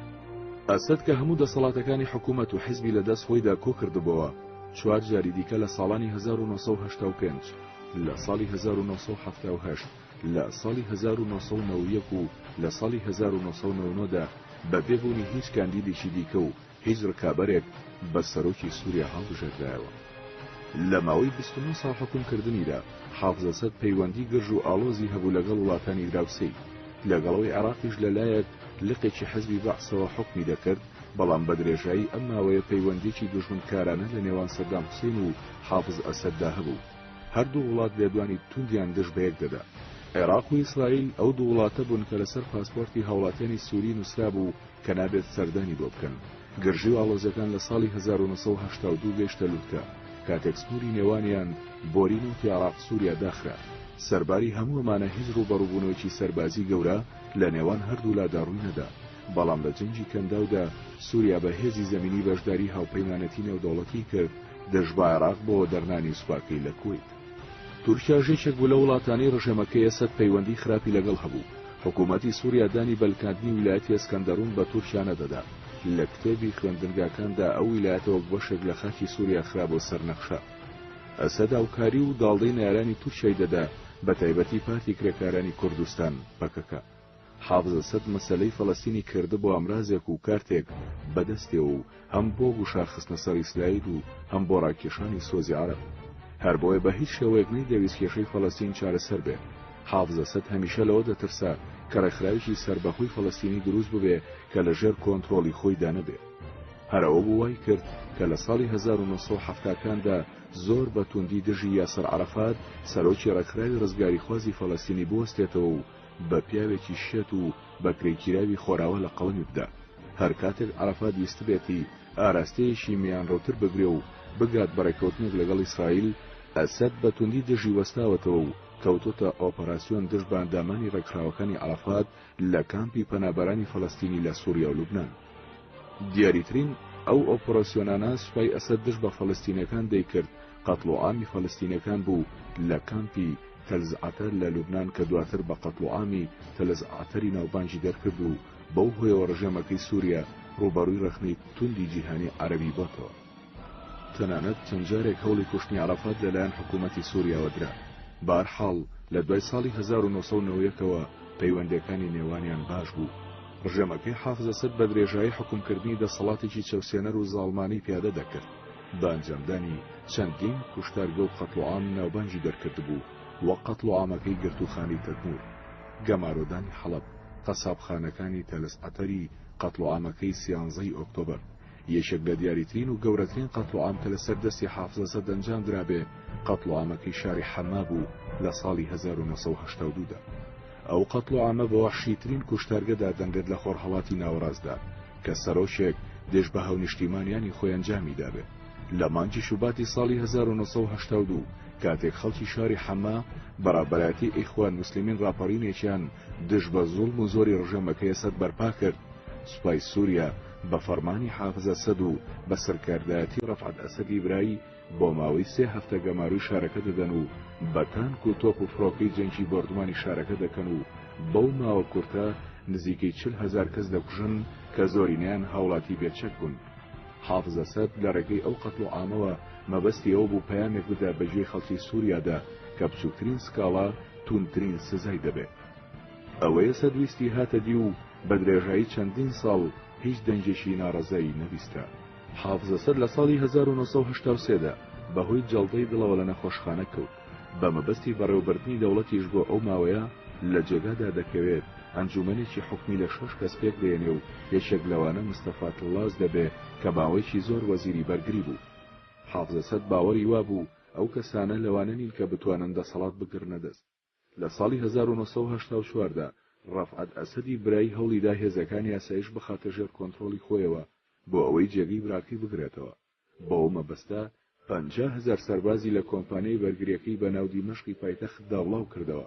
هێندەی نەما بوو کە جەنگ لە نێوان سەربازەکانی ڕەفعەت ئەسەد و پیاوەکانی حافز ئەسەدی برایدا بەرپا ببێ. کاتێک حافز ئەسەد ئەم هەواڵەی بیست لە جێگا هاتە دەرەوە و کۆنتڕۆڵی بارودۆخەکەی کرد و ڕەفعەتی برای ڕەوانی منفا کرد. حافز ئەسەد بەنیاز بوو دوای خۆی دەسەڵات ببەخشێتە باسل ئەسەدی کوڕەگەورەی، بەڵام بەهۆی ڕووداویشی هاتوچۆدا باسل لە ساڵی 1984دا گیانی لەدەستدا. دواتر ئەسەد پلانی داڕشت بە شاری کوڕی جێگەی بگرێتەوە. بەوە مەبەستە هەرزوو پلەی باڵای لەناو سوپادا پێبەخشی. لە 10 حوزەیرانی ساڵی 2000 و لە تەمەنی 69 ساڵیدا حافز ئەسەد کۆچی دوایی کرد و بە شاری کوڕی جێگەی گرتەوە. سلۆبۆدان میلۆشەڤیچ سەرۆکی کۆماری سربیا بوو لە یوگۆزلافیا لە ساڵی 1989 تا ساڵی 1997 و پاشان سەرۆکی کۆماری فیدرالی یوگۆزلافیا بوو لە ساڵی 1997 تا 2000. میلۆشەڤیچ یان کە زیاتر بە میلۆسۆڤیچ ناسراوە لە ماوەی حکومکردنیدا تۆمەتبار دەکرا بە ئەنجامدانی تاوانی دژە مرۆڤایەتی و هەڵایسانی جەنگی ناوخۆی یوگۆزلافیا. هەر بۆیە لە ساڵی 2001 بە مەبەستی داگاییکردن ڕاپێچی دادگای نێودەوڵەتی تاوانەکانی جەنگ کرا لە لاهای، بەڵام بەر لەوەی حکمی دادگای دەربچێ لە زینداندا مرد و تەرمەکەی ڕەوانەی وڵاتەکەی کرایەوە. سلۆبۆدان میلۆسۆڤیچ لە 20 یابی ساڵی 1941 لە پۆزاریڤاچ کە شارۆچکەیەکی بچووکە نزیک بەلگرادی پایتەختی سربیا لەدایک بووە. بەڕەگەز سربی بوو، باوکی خەشە و دایکی مامۆستا و چالاکێکی کۆمۆنیست بوو کە لە دوای جەنگی جیهانی دووەم لە یەکتر جیابوونەوە. باوکی لە ساڵی 1962 بە فیشەک خۆی کوشت و بە هەمان شێوە دایکیشی لە ساڵی 1973دا خۆی کوشت. میلۆسۆڤیچ خوێندنی ئامادەی لە شارۆچکەی پۆساریڤاچ تەواو کرد و هەر لەوێش میرانە مارکۆڤیچی خێزانی ئایندەی ناسی. مارکۆڤیچ یەکێک بوو لە کۆمونیستە دیارەکان و هاندەری سەرکی میلۆسۆڤیچ بوو لە سیاسەتەکانی داهاتوویدا. میلۆسۆڤیچ بۆ خوێندن لە کۆلیژی یاسا ڕووی کردە بەلگرادی پایتەخت و لە ساڵی 1964دا زانکۆی تەواو کرد. لە ماوەی خوێندنیدا یەکێک بوو لە چالاکە کۆمۆنیستەکان کە لەلایەن هاوڕەکانیەوە نازناوی لینینی بچووشان لێنابوو. دوای تەواوکردنی زانکۆ لە ساڵی 1964دا بەڕاوێژکاری ئابووری دامەزرا و لە ساڵی 1968دا کرا بەجێگری بەڕێوەبەری کۆمپانیای تەکنۆگاز لە بەلگراد کە کۆمپانیایەکی حکومی بوو. لە ساڵی 1973دا و لەو ساڵی کە دایکی خۆی کوشت میلۆسۆفیچ بوو بە بەڕێوەبەری کۆمپانیاکە. 5 ساڵ دواتر لە ساڵی 1978دا بوو بە بەڕێوەبەری گەورەترین بانک لە بەلگراد. لە بواری سیاسی و ڕێکخراوەیدا میلۆسۆفیچ ڕۆژ بە ڕۆژ زیاتر ناوبانگی پەیدا دەکرد. لە ساڵی 1984دا بوو بە سەرۆکی ڕێخستنەکانی کۆمەڵەی کۆمۆنیستەکانی سەربیا لە شاری بەلگراد. 2 ساڵ دواتر بە سەرۆکی کۆمەڵەکە هەڵبژێردرا. میلۆسۆفیچ لە پێناوی دەسەڵاتگرتنە دەست ناسیۆنالیزمی کرد بۆ ئەمڕاس. خۆی بە داکۆچی کاری سەرەکی لە هاوڵاتیە بەڕێگە سەربیەکانی کۆزۆڤۆ و هەرێمەکانی دیکەی یوگۆسلافیا نیشان دەدا. بەهۆی ئەو گۆڕانکاریانی لە ساڵی 1974دا لە دەستوری یوگۆسلافیادا ئەنجامدرا حکوومەتی فیدراڵی دەسەڵاتی ڕەهایی بەسەر کۆمارەکاندا لاواز بوو کە دواترە و کۆمارانە بوون بە دەوڵەتی سربەخۆ. پارێزگاکانی ڤۆیڤۆدینا و کۆزۆڤۆ کە زۆرینەی دانیشتوانەکانی موسڵمانی بەڕێگە زەلبانین ئۆتۆنۆمیان پێدرا. لە بەرامبەردا کەمینەی بەڕێگە سەربیەکان کە بانگەشەی ئەویان دەکرد کە لە سایی ئەو ئۆتۆنۆمیەدا لە بۆسنە و هەرسکۆ و کرواتیا و کۆزۆڤۆ مافەنەتەوەیەکانیان پێشێل دەکرێ و بێ پارێزگاری ماونەتەوە و مامەڵەی نایەکسانیان لەگەڵ دەکرێت. ئەم بارودۆخە هەلی بۆ میلۆسۆفیچ ڕەخسان بە ناوی داکۆچیکردن لە کەمینی سەربەکان لە کۆماری سەربیا دەسەڵات بکرێتە دەست. ڕۆژی 24 نیسانی ساڵی 1970 کاتێک میلۆسۆفیچ سەردانی شارۆچکەیەکی نزیک پشتینای پایتەختی کۆزۆڤۆی کرد لە لێدوانێکیدا بۆ کۆمەڵێک لە سەربەکان وتی: ئیدی کەس ناتوانێت لێتان بدا. ئەم وتەی میلۆسۆفیچ بە چەخماخەی هەڵایسانی جەنگی ڕەگەزی نێوان سەربەکان و ئەلبانەکان لە قەڵم دەدرێ کە دواتر پارچە پارچەبوونی یوگۆسلافیای لێکەوتەوە. ئەم هەڵوێستە لە ناو کۆمۆنیستەکان و گۆڕەپانی سیاسی پێگەی میلۆسۆفیچی بەهێز کرد تاوای لێهات لە ساڵی 1989دا بوو بە سەرۆکی سەربیا. لە سایی ئەم سەرۆکەدا کۆماری سەربیا دەسەڵاتی بەسەر پارێزگا ئۆتۆنۆمەکانی کۆزۆڤۆ و ڤۆڤۆدینیادا گرتەوە و دوای ئەوەی دیدێکی وا بەرپا بوو کە سەربیا لەوانە بێت هەوڵ بدا بۆ دەست بە سەرداگرتنی هەموو یوگۆسلافیا بەڕابەرایەتی ڕەگەزپەرستێکی وەک میلۆسۆفیچ. ئیدی هەستی ناسیۆنالیزمی لە ناو خەڵکی غێرە سەربیدا گەشەی کرد و خواستی نیشتیمانی لە ناو کۆمارەکانی سلۆڤینیا و کرواتیا ڕێگەی خۆش کرد بۆ بەرپابوونی وزوتنەوەی جوداخوازی. بە هەرەسێنانی کۆمەڵەی کۆمۆنیستەکانی یوگۆسلافیا لە ساڵی 1990دا هەوڵەکانی سەرۆکی سەربیا گورزێکی گەورەی خوارد لە بەرەوەی هەڵبژاردننی فرەحیزبی لە هەر 6 کۆمارەکەی یوگۆسلافیا ئەنجامدرا. جگە لە کۆماری سەربیا کە میلۆسۆفیچ و پارتەکەی و پارتی سۆسیالیست لە دەسەڵات دامانەوە، لە هەموو کۆمارەکانی دیکەدا جگە لە مۆنتینیگرۆ ئەو هێزانەی دەسەڵاتیان گرتە دەست کە بە ئاشکرا خواستی جیابوونەوەیان هەبوو، ساڵی دواتر گفتوگۆی نێوان کۆمارە جیاجیەکان شکستی هێنا و وڵات بەرەو پارچە پارچەبوون دەچوو کە ئەوەش دواتر شەڕێکی ناوخۆیی لێکەوتەوە، بە تایبەتی لە نێوان سەربەکان و نەتەوەکانی دیکەدا. ئەو کاتە هاوڵاتیانی بەڕێگە سەرب کە لە دەرەوەی سنووری سەربیا لە کۆمارەکانی دیکەوە دەژیان بە 2 ملیۆن کەس مەزەندە دەکران. میلۆسۆفیچ ڕاستەوخۆ لە شەڕەکەەوە نەگلا بوو، بەڵام هاوکاری و پشتیوانی گروپە چەکدارەکانی سەربی دەکرد. جەنگێکی خوێناوی یوگۆسلافیای گرتەوە کە لە نیسانی ساڵی 1992 دەستی پێکرد، بە تایبەتی لە وڵاتە تازە دروستبووەکانی کرواتیا و بۆسنە و هەرسک. ملیشیاکانی سەرب بە پشتیوانی میلۆسۆفیچ هێرشیان کردە سەر ئەلبانەکان و قەتڵعامی موسڵمانەکانی کۆزۆڤۆیان دەکرد. وڵاتانی ئەوروپا گەیشتنەوە باوەڕەیی کە تەنیا میلۆسۆفیچ و حکوومەتی سەربیا لە پشت ئەو شەڕەوە. بۆیە لە ساڵی 1995دا نەتەوەی گرتوەکان سزای ئابووری سەپان بەسەر سەربیادا، بەوەش ئابووری سەربیا تووشی زیانێکی گەورە بوو. ڕێژەی بێکاری گەیشتە لە 40% بەهۆی شەڕی ناوخۆ و بە ملیۆنەها کەساوارە بوون. سەدان هەزار کەس لە شەڕدا کوژران. خەڵکی سەربیا لە ژێر گرانیباری گوزەراندا دایان ناڵاند. ئەم بارودۆخە میلۆسۆفیجی ناچار کرد بە ڕێکەوتنامەی ئاشتی دایتۆن ڕازی ببێ. ئیدی میلۆسۆفیچ گوتاری گۆڕی و باسی پێکەوە ژیان و لێبوردەیی دەکرد تا بتوانێت جارێکی تر سۆزی خەڵک بەلای خۆی داڕابکێشێتەوە. لە ساڵی 1990دا دۆمین و دواخولی سەرۆکاتی میلۆسۆفیچ کۆتایی هات. بەڵام فێڵێکی بەکارهێنا بۆ تازەکردنەوەی پۆستەکەی.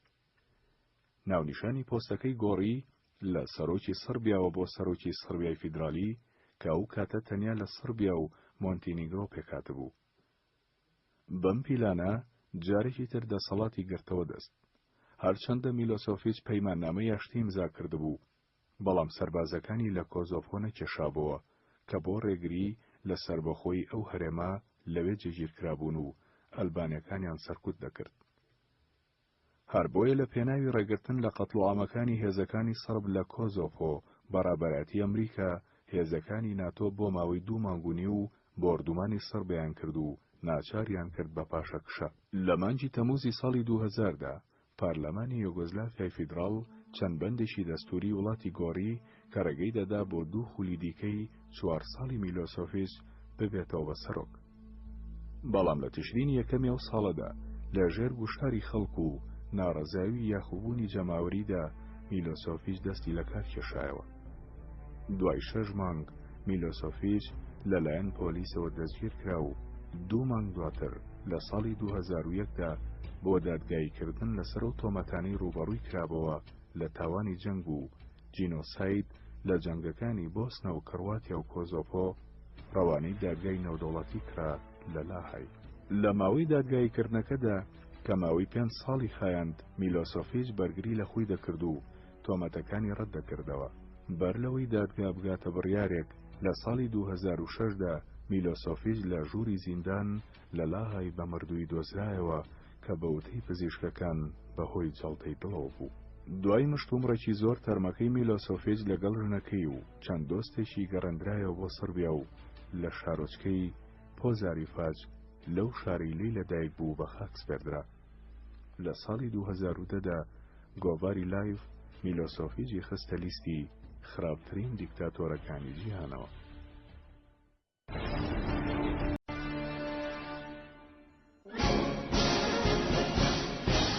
جۆزێف ستالین سکرتێری گشتی پارتی کۆمۆنیست و سەرۆکوەزیری یەکێتی سۆڤێت بوو.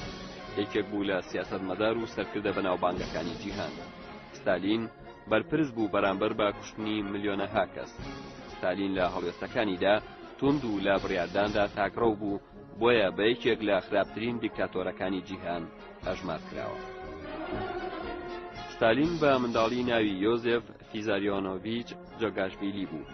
لە 18 کانونی یەکەمی 1878 لە شاری گۆری وڵاتی جۆرجیا لەدایک بوو. باوکی ستالین پینەچی بوو. 3 خوشک و برای ستالین لە تەمەنێکی زۆر منداڵیدا مردوون، بۆیە ستالین بە تاقانە ماوەتەوە. ستالین تەمەنی 7 ساڵان بوو کاتێک باوکی بۆ تفلێسی دەڕوات و خێزانەکەی بەجێ دەهێڵێت. بەم جۆرە بەخێوکردنی ستالین دەکەوێتە ئەستۆی دایکی کە ئەویش بەکارەکەری و جلشۆری ماڵان بەخێوی دەکات. ستالین لە 7 ساڵیدا تووشی نەخۆشی ئاوڵە دەبێت و بە درێژایی تەمەنی پەڵەی نەخۆشیەکە بەدەم و چاویەوە جێدەمێنێت. لە تەمەنی 8 ساڵیدا دایکی لە خوێندنگەیەکی مەسیحی ئەرسۆدۆکسی دەیخاتە بەرخوێندن. ستالین منداڵێکی بێکەسی بەدبەخت دەبێت. لە تەمەنی 12 ساڵیدا لە ڕووداوی پێکدادانی 2 عەرەبانی ئەسپی قۆڵی چەپی دەشکێت و بە درێژایی تەمەنی ئەو قۆڵەی بە ناتەواوی دەمێنێتەوە. لە تەمەنی 16 ساڵیدا لە خوێندنگەیەکی ئەرسۆدۆکس لە جۆرجیا وەردەگیرێت.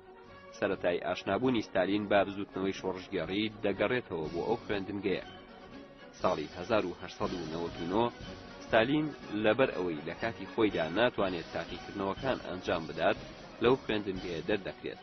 بەم جۆرە دایکی کە هەمیشە حەزی دەکرد کوڕەکەی تەنانەت ئەو کاتەشی بوو بەڕابەری وڵات ببێت بە قەشە تەواو تەواو هیوا بڕاو بوو. ئیتر ستالین تا ژوازهێنانی لە خوێندن خۆی تەرخان کرد بۆ کاری سیاسی بەنهێنی. ستالین بە نووسینەکانی ڤلادیمیر لینین سەرسام دەبێت و لە ساڵی 1930دا دەچێتە ڕیزی بۆڵشەڤیکەکانەوە بەڕابەرایەتی لینین. ستالین دەبێتە یەکێک لە ڕابەرانی هەڵسوڕاوانی بۆڵشەڤیک لە ناوچەی قەفقاز. یەکێک لەو کارانەی ناوی پێدەردەکات ئەوە بوو کە لەگەڵ چەند هەڤاڵێکیدا بانکێک لە تێفلیسی پایتەختی جۆرجیا دەبڕن و بڕێکی زۆر پارە بۆ حیزب پەیدا دەکەن. ستالین تا سەرکەوتنی بۆڵشەڤیکەکان لە شۆڕشی ئۆکتۆبەری 1970 حەوت جار دەستگیر کرا و ڕەوانەی مەنفاکرا لە ناوچەی سیبریا و لەوێ زیندانی کرا، بەڵام هەموو جارێک توانیوێتی هەڵبێت. لەو ساتەوە نازناوی ستالینی لێدەنرێت کە لە زمانی ڕووسیدا ستالین بە واتای پۆڵاین یان پیاوی پۆڵاین دێت. پاش سەرکەوتنی کۆدەتاکەی باڵی کۆمۆنیستا بۆڵشەڤیکەکان بەڕابەرایەتی لینین لە ساڵی 1970 بەسەر حکومەتە کاتیەکەی قەیسەردا کە بە شۆڕشی ئۆکتۆبەر ناوبانگی دەرکرد، ستالین وەک کۆمیسیار واتە وەزیری نەتەوەکان دەستنیشان کرا. لە کاتی شەڕی ناوخۆشدا لە 1970 بۆ 1921 ستالین لە ناو سوپای سووردا وەک ڕێکخەری کاروباری حیزب دەست بەکار دەدێت. لە گەرمەی جەنگی جیهانی یەکەمدا کاتێک شۆڕشی بەڵشەڤیک تازە سەرکەوتنی بەدەستهێنا بوو، ستالین زۆر دڵڕەقانە ئەو ناوچانەی لە نایارەکانی شۆڕش پاک دەکردەوە کە خۆی سەرپەرشتیاری بوو. ساڵی 1922 لەلایەن لینینەوە باسکرتێری گشتی پارتی کۆمۆنیستی سۆڤێت دەستنیشان کرا کە ئەو کاتە ئەو پۆستە بە پۆستێکی گرنگ تەماشا نەدەکرا. ستالین لە ڕێگای ئەم پۆستەوە هەوڵیدا بە تەواوەتی دەسەڵاتی خۆی بەسەر دامەزراوەی دەوڵەت و حیزبدا زاڵ بکات. ساڵی 1924 ڤلادیمیر لینین یەکەم سەرۆکی حکوومەتی سۆڤێت کۆچی دوایی کرد. ستالین مەرجی ئەم ڕابەرە گرنگەی زۆر زیرەکانە خۆستەوە و وەک میلادگری ئەو خۆی دەرخست. ستالین بۆ بەهێزکردنی پێگەی خۆی یەک بە یەک نیارەکانی لە ناو حیزب لە ناو دەبرد، تەنانەت بەهێزترین کەسی ناو پارتەکە کە لیۆن ترۆتسکی دامەزرێنەری سوپای سوور و یەکێک لە هەرە بیرمەندە دیارەکانی شۆڕش بوو لە حیزبەکە دەری کرد و دوجار ڕەوانەی منفای کرد. سەردەمی حکومی ستالین بە سەردەمی ئاگر و ئاسن ناو دەبرێت. دەستگاکانی پۆلیسی نهێنی لە سەردەمی حکومی ستالیندا گەیشتنە ئەو پەڕی دەسەڵات و دڵڕەقی. ستالین پۆلیسی نهێنی ناوخۆ و دەرەوەشی دروست کرد. لەژێر چاودێری ڕاستەوخۆی خۆیدا چەندین تۆڕی جاسووسی لە وڵاتانی وەک ئەڵمانیا و بەریتانیا و فەڕەنسا و ژاپۆن و ئەمریکا بڵاو کردەوە. یەکێک لە کارەکانی پۆلیسی نهێنی ستالین کوشتنی ترۆتسکی بوو لە ساڵی 1940 لە مەکسیک. ستالین هەموو هەوڵەکانی خۆی خستە گەڕ بۆ ئەوەی هەموو پارتە کۆمۆنیستەکانی دنیا دڵسۆز و ملکەتی سۆڤێت و ستالین بن و لە وڵاتەکانی خۆیاندا لە بەرژەوەندی ئەو ڕێبازە کار بکەن. لە ناوخۆی وڵاتیشدا هەر کەس و گروپێک بۆ چوونیان جیاواز بووایە بە ناوی خیانەت لە شۆڕش و سۆسیالیزم بەکرێگیرای بێگانە لەلایەن ئەم دەستگا پۆلیسانەوە دەستگیر دەکران و دووچاری چارەنووسی نادیار دەبوونەوە. بە سەدان هەزار ئەندامی حیزب و ئەفسەری سوپای سوور و کارمەندانی دەوڵەت و تەنانەت هاوڵاتیانی سڤیلیش کەوتنە بەر ئەو شاڵاوانە. ستالین خۆی سەرپەرشتی دادگاکانی دەکرد. زۆر جار دادگاییکردنەکان چەند سەعاتێکی تێنەدەپەڕان. شاڵاوەکانی کوشتن و پاکتاوکردن بە پلەی یەکەم ئەندامانی حیزبەکەی خۆی دەگرتەوە. کار گەشتە ئەوەی کە پاش کوشتنی ترۆتسکی لە نێو ئەندامانی کۆنی مەکتەبی سیاسی سەردەمی لینیندا تەنها 3 کەس مابوونەوە، ئەوانیش جگە لە ستالین خۆی میخایل کالینین و مۆلۆتۆڤ بوون. مێژوو بەدڵی ستالین دەنووسرا و لە کتێبی قوتابخانەکاندا بە جۆرێک باسی شۆڕشی ئۆکتۆبەر دەکرا کە بە تەنها لینین و ستالین ئەنجامیان دابێت و ناوی کەسی دیکە نەدەهێنرا. هەر لە ساڵی 1929 بە دواوە ئیتر ستالین کەوتە جێبەجێکردنی نەخشەکانی خۆی بۆ سەر لە نوێ بنیادنانەوەی یەکێتی سۆڤێت و گۆڕینی بۆ وڵاتێکی سەنترالیزمی بەهێز. هەوڵیدا ئاین بە تەواوی لە بنەوە هەڵتەکێنێت و لە ناوی بەرێت.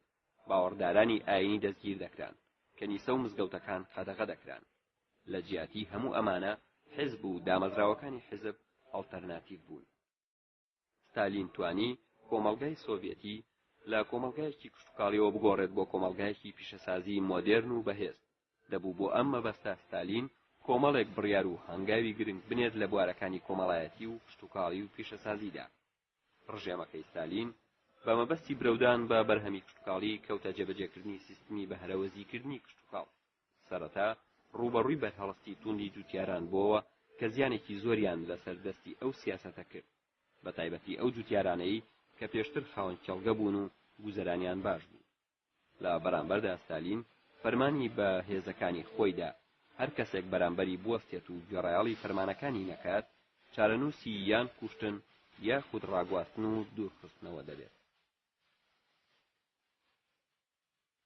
پرۆسەکانی ڕاگواستن و کۆچی زۆرەملە لە کاتی جەنگی جیهانی دووەم و پاش جەنگ گەیشتە ئەو پەڕی پتر لە 1,500,000 کەس کە سەر بنەتەوە جیاجیاکان بوون و بۆ سیبریا و کۆمارەکانی ئاسیای ناوەڕاست دوورخرانەوە. لە کۆتایی دەی دووەمی سەدەی بیستەمەوە ئیتر سیاسەتی ئابووری وڵات گۆڕا. نەخشەکێشانی ئابووری بوو بە بەرنامەی سەرەکی بۆ گواستنەوەی یەکێتی سۆڤێت لە وڵاتێکی کشتتوکاڵیەوە بۆ وڵاتێکی پیشەسازی بەهێز و بەرهەمدار. هەر ئەو سیاسەتە ئابووری ستالین بوو کە وای کرد لە جەنگی جیهانی دووەمدا یەکێتی سۆڤێت بەسەر ئەڵمانیادا سەرکەوێت. لە مەراسیم و کۆبوونەوە جەماوەریەکاندا ستالین و هیتلەر جیاوازیەکی زۆریان هەبوو. ستالین وەک کەسێکی ئارام و سۆزار دەردەکەوێت. پێچەوانەی ئەدۆڵف هیتلەر کە هەمیشە دەنگی بەرز دەکردەوە و دەستی ڕادەوەشاند و هەڕەشە و هاواری دەکرد. ڕاستیەکان تەواو پێچەوانە بوون. ژمارەی ئەوانەی لە ژێردەستی ستالیندا کوژران بەراورد بەوانەی لە یاسایی هیتلەردا کوژران کە ژمارەیان 11 ملیۆن کەس بوو بە دوو هێندە مەزەندە دەکرێت. لە سەردەمی ستالیندا زیاتر لە 20 ملیۆن کەس کوژران یان لە برسان و لە سەرمادا لە کامپە زۆرەملەکاندا گیانیان لەدەستدا. تەنها لە نێوان ساڵی 1937 بۆ 1938 ستالین خۆی ئیمزای لەسەر 357 لیستی لە سێدارەدان کردووە. هەر لیستێک ناوی نزیکەی 40,000 کەسی لە خۆ گرتووە. هیتلەر و ستالین وەک دۆست و خۆشەویستی منداڵان خۆیان نیشان ئەدا. یەکێ لە ڕووداوە سەیرەکان ئەوە بوو کە لە ساڵی 1936دا لە قەپرێزیا ستالین منداڵێک لە باوەش دەگرێت و ماچی دەکات. وێنەی ئەو کچە کە ناوی ئێگلیزینە مارکۆزۆڤا بوو بەناو هەموو یەکێتی سۆڤێتدا بڵاو بووە و پەیکەری بۆ دروستکرا. هەر ئەو ڕۆژە ئێگلیزینە کە خۆشترین ڕۆژی دەبێت لە ژیانیدا لە قوتابخانە دەگەڕێتەوە و دایکی پێی دەڵێت کە باوکی لەلایەن پۆلیسەوە دەستگیر کراوە. دواتر ئاشکرا دەبێت کە بە تۆمەتی جاسووسی لەلایەن پیاوەکانی ستالینەوە گول لە باران کراوە. ستالین تەنانەت بەرامبەر خێزانەکەی خۆشی دڵڕەق بوو. ستالین دوو جار ژنی هێناوە. یەکەم ژنی بە ناوی یەکاترینا کە لە ساڵی 1970 بە نەخۆشی سیل مردووە.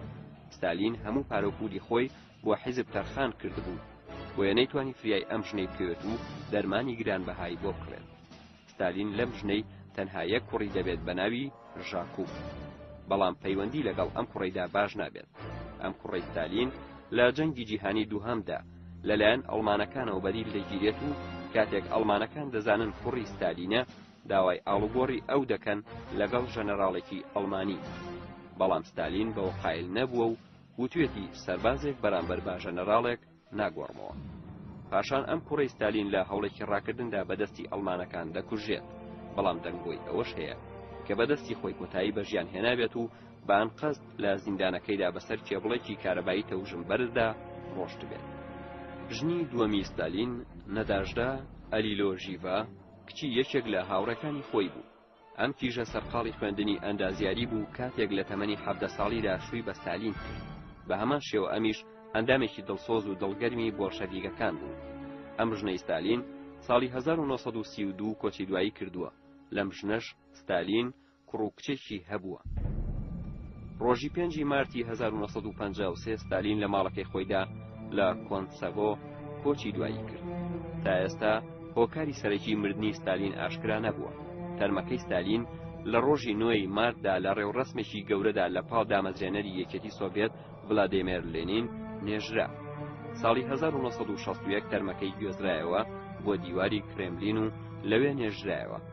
ساڵی 1991 لەگەڵ هەڵوەشاندنەوە و کەرتوپەربوونی یەکێتی سۆڤێتدا جۆرجیاش سربەخۆیی ڕاگەیاند و لە تەواوی وڵاتدا هەموو پەیکەرەکانی لینین و ستالین شکێنران. بەڵام سەدان کەس لە گۆڕەپانی شاری گۆری کۆبوونەوە و پەیکەرەکەی ستالینیان پاراست. لە مانگی حوزەیرانی ساڵی 2010 دەسەڵاتدارانی جۆرجیا بە شەو پەیکەرەکەی ستالینیان داگرت. ئەم پەیکەرەش برۆنزە و 6 متر درێژە. لە پەنجاکانی سەدەی 20ەوە لە شوێنی لەدایکبوونی ستالین لە گۆڕەپانێکدا دانرابوو. بەڵام بەهۆی جەنگی ساڵی 2008 لە نێوان رووسیا و جۆرجیادا ئەو پەیکەرەش برایە مۆزەخانەیەکی تایبەت با ستالین و لە هەمان شار و لە جێگای پەیکەرەکەشدا یادگارێکی قوربانیەکانی ئەو جەنگە دانرا. ستالینیش یەکێک بوو لەو دیکتاتۆرانەی کە لە دوای خۆی وڵاتەکە هەڵۆشا و گەلەکەی بە ئازادی شاد بوو. ئەناستاسیۆ سۆمۆسا دی بایلا دیکتاتۆری وڵاتی نیکاراگوا بوو. ئەناستاسیۆ نەوەی خانەوادەیی سۆمۆسەکان بوو کە لە ساڵی 1936ەوە حکمی نیکاراگوایان دەکرد. ئەناستاسیۆ بە شێوەیەکی ڕەسمی دوو خولپۆستی سەرۆکایەتی وڵاتی گرتە دەست، بەڵام لەبەر ئەوەی سەرۆکی سوپا بوو لە ساڵی 1967ەوە تا ساڵی 1979 حکمی نیکاراگوای کرد. ئەناستاسیۆ کوڕی ئەناستاسیۆ سۆمۆسا گارسیا بوو کە تا تیرۆرکردنی لە ساڵی 1956دا سەرۆکی نیکاراگوا بوو. ئەناستاسیۆ سۆمۆسا دی بایلا لە 5 کانونی یەکەمی ساڵی 1925 لە نیکاراگوا لەدایک بوو. لە تەمەنی 7 ساڵیدا لەلایەن باوکیەوە نێردرایە بەر خوێندنگەیەکی مەسیحی. پاشان لە تەمەنی 10 ساڵیەوە ڕەوانەی ویلایەتە یەکگرتووەکانی ئەمریکا کرا بۆ خوێندن. ئەناستاسیۆ لە ساڵی 1943دا چووە ئەکادیمیای سەربازی لە ئەمریکا و لە ساڵی 1946 خوێندنی سەربازی تەواو کرد. ئەو کاتەی کە گەڕایەوە وڵات باوکی سەرۆکی نیکاراگوا بوو. لەگەڵ گەڕانەوەیدا لەلایەن باوکیەوە کرا بە سەرۆکی ئەرکانی گاردی نیشتیمانی واتە سوپای نیشتیمانی نیکاراگوا.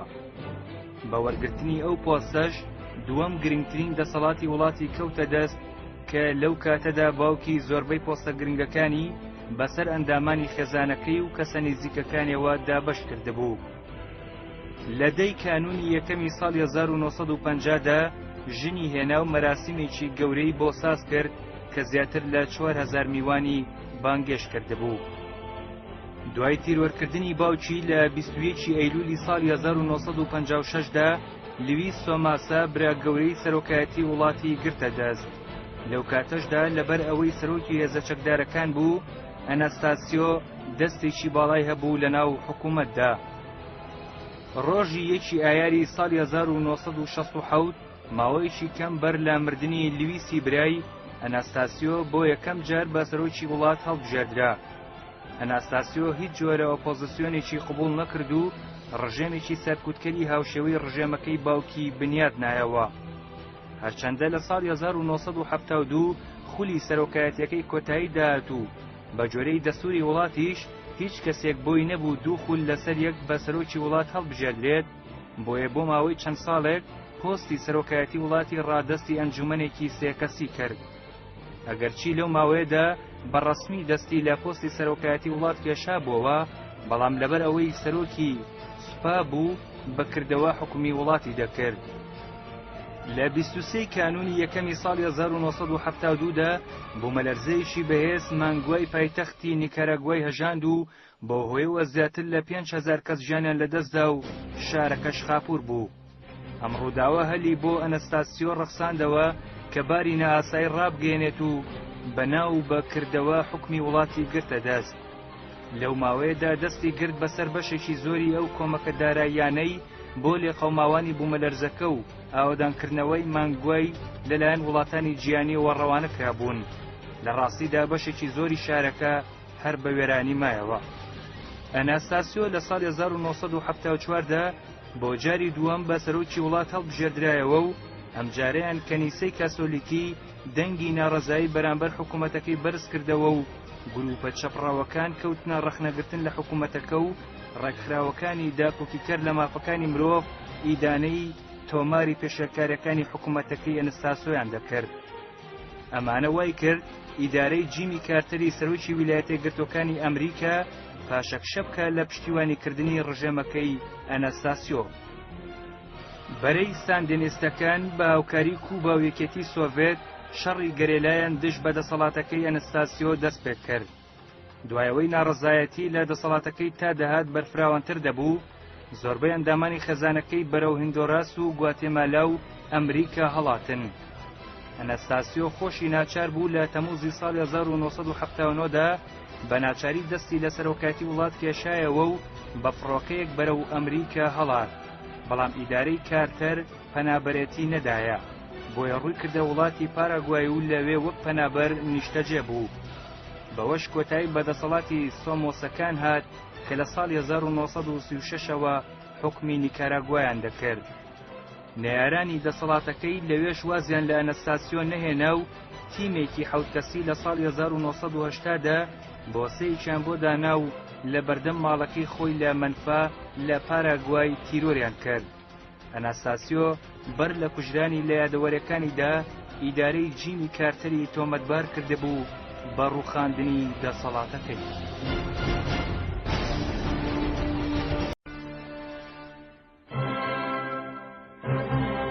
ڕۆبەرت مۆگابی سەرۆکی وڵاتی زیمبابۆی، یەکێکە لە دیکتاتۆرە بەناوبانگەکانی جیهان، زیاتر لە 30 ساڵە حکمی وڵاتی گرتوۆتە دەست. یەکێکە لە شۆڕەجێڕانی لە پێناوی سەربەخۆی وڵاتەکەی لە دەستی کۆڵۆنیاڵی بریتانی و حکمی کەمینەی سپی پێسەکان جەنگاوە.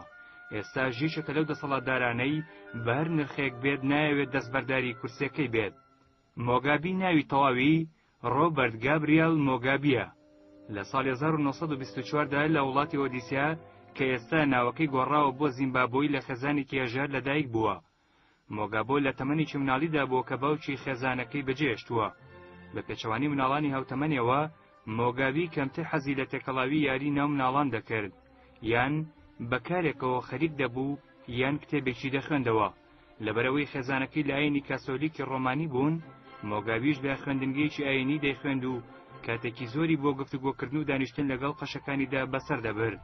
بە درێژایی تەمەنی گەنجێتی کەسێکی شەعبی نەبوو، لە ڕووی جەستەیشەوە چالاک نەبوو، بە وتەی براکەی تاکە هاوڕێی مۆگابی کتێب بوو. مۆگابی پێچەوانی زۆر لە دیکتاتۆرەکانی دیکەی جیهان لە خوێندندا سەرکەوتوو بوو.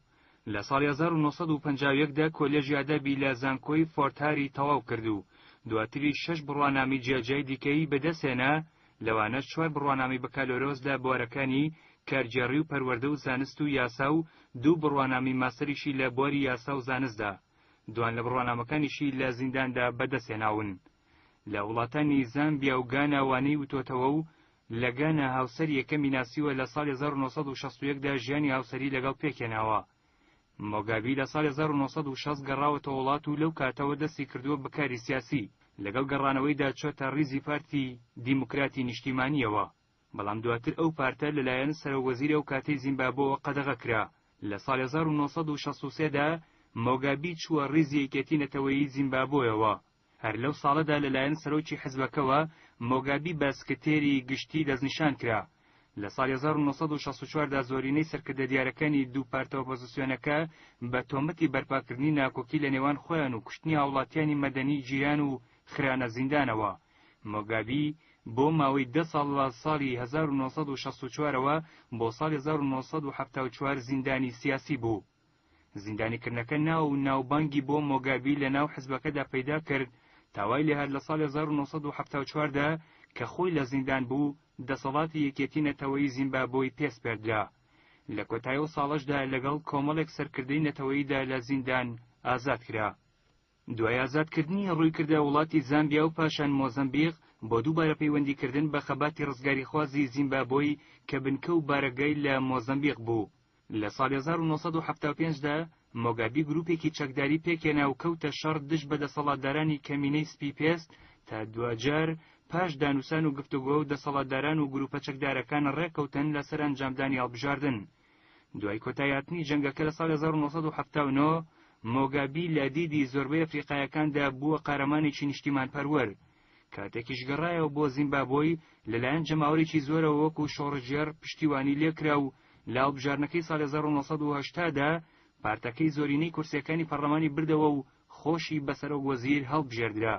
ساڵانی دوای سەربەخۆیی زیمبابۆ شەڕێکی کوشندەی بەخۆ بینی لە نێوان ئەو لایەنانەی کە پێشتر شان بەشان یەکتر خەباتیان دەکرد. لە ئەنجامی ئەو شەڕەی کە لە نێوان حکوومەتەکەی مۆگابۆ و نارەکانیدا بەرپا بوو، هەزاران کەس گیانیان لەدەستدا و شەڕەکەش بەبێ سەرکەوتنی هیچ لایەک و بەمۆرکردنی ڕێکەوتنێک کۆتایی هات کە لە ئەنجامی ڕێکەوتنەکەوە پارتی نوێی دەسەڵاتدار لە دوو لایەنە ڕکەبەرەکە پێکێنرا. ئەوەی تێبینی دەکرا لەو ماوەی کە مۆگابی گروپە چەکدارەکەی پێکێنا، ژمارێک لەو سەرکردە و کەسە دیارانەی کە خەباتیان دەکردش بە دەسەڵاتدارانی سپیپێست بە شێوشی تەم و مژاوی لەناو چوون. هەندێک لە سەرچاوەکان تۆمەتەکەیان دەخستە ئەستۆی مۆگابی وا لێک دەدرایەوە کە ئەو کارەی کرد بێت تا لە گۆڕەپانی خەباتدا وەک تاکە سەرکردەی شۆڕژێر دەربکەوێت. لە ساڵی 1970دا پۆستی سەرۆکوەزیر هەڵوەشێنرا و مۆگابی بوو بە سەرۆکی جێبەجێکاری زیمبابۆی بەوەش دەسەڵاتێکی زیاتری وڵاتی کەوتە دەست. مۆگابی لە هەڵبژارنەکانی ساڵی 1990، ساڵی 1996، 2002، 2008دا بە سەرۆکی وڵات هەڵبژێردرایەوە، بەڵام زۆر لە سەرچاوەکان بازەوە دەکەن تەزویر و تۆقاندن ڕۆڵی سەرەکییان جێڕاوە لە مسۆگەرکردنی دەنگەکاندا. سەرباری و ڕخنانەی لە بەرنامە ئابوووریەکەی مۆگابی دەگیرێن لەبەر ئەوەی مۆگابی بەر لەوەی دەسەڵات بگرێتە دەست مامۆسا بووە، گرنگیەکی زۆری بە خوێندنگە و پەروەردە داوە. ڕێژەی خوێندەواری لە وڵاتی زیمبابۆی لە ساڵی 2008دا گەیشتە لە 90 کە ئەوەش بەرزترین ئاست بووە لە کیشوەری ئەفریقا. مۆگابی لە ساڵەکانی 1980کاندا ژمارێک بڕوانامە و دکتۆرای فەخری لەلایەن زانکۆ بە ناوانگەکانی جیهانەوە پێبەخشرا، بەڵام دوای ئەوەی سیاسەتەکانی بە دیکتاتۆریانە و تاکڕەوانە تۆمەتبار کرا، بەلای کەمەوە سیان لەو بڕوانامە فەخریانە لەلایەن زانکۆکانەوە هەڵوەشێنرانەوە. هەندێک کەسدا بریتانیا و ئەمریکا مۆگابی بەوە تۆمەتبار دەکەن کە سیاسەتی ڕەگەزپەرستانە پیادە دەکات دژ بە کەمینەی سپیپێست لە پێناوی دەستگرتن بەسەر سەروەتەکانیاندا. هەرچەندە زیاتر لە 30 ساڵە حکمی سپیپێستەکان لە زیمبابۆی کۆتایی هاتووە، کەچی هێشتا مۆگابی بریتانیا و ئەمریکا بە برەودان بە ئیمپریالیزمی سپیپێستەکان و ئۆپۆزیسیۆنی وڵاتەکەشی بە هاوپەیمانی ئیمپریالیزمی سپیپێستەکان تۆمەتبار دەکات. هەر کاتێک مۆگابی هەستی بە لەدەستدانی دەنگەکان و بەهێزبوونی ئۆپۆزیسیۆن کردبێت، گوشارەکانی لەسەر ئەو کەسانە تونتر کردوێتەوە کە دەنگیان بە نایارەکانی داوە. لە ساڵی 2005دا بە 1000 خانووی گەڕەکە ژانشینەکانی دەوروبەری پایتەختی زیمبابۆی بە بیانووی نایاسایی بوونیانەوە ڕوخێنران و لە ساڵی 2007دا سەرکردەیەکی دیاری ئۆپۆزیسیۆن لەلایەن هێزەکانی یاساییشەوە دەستگیر کرا و ڕوبەڕووی توندوتیژی بووەوە.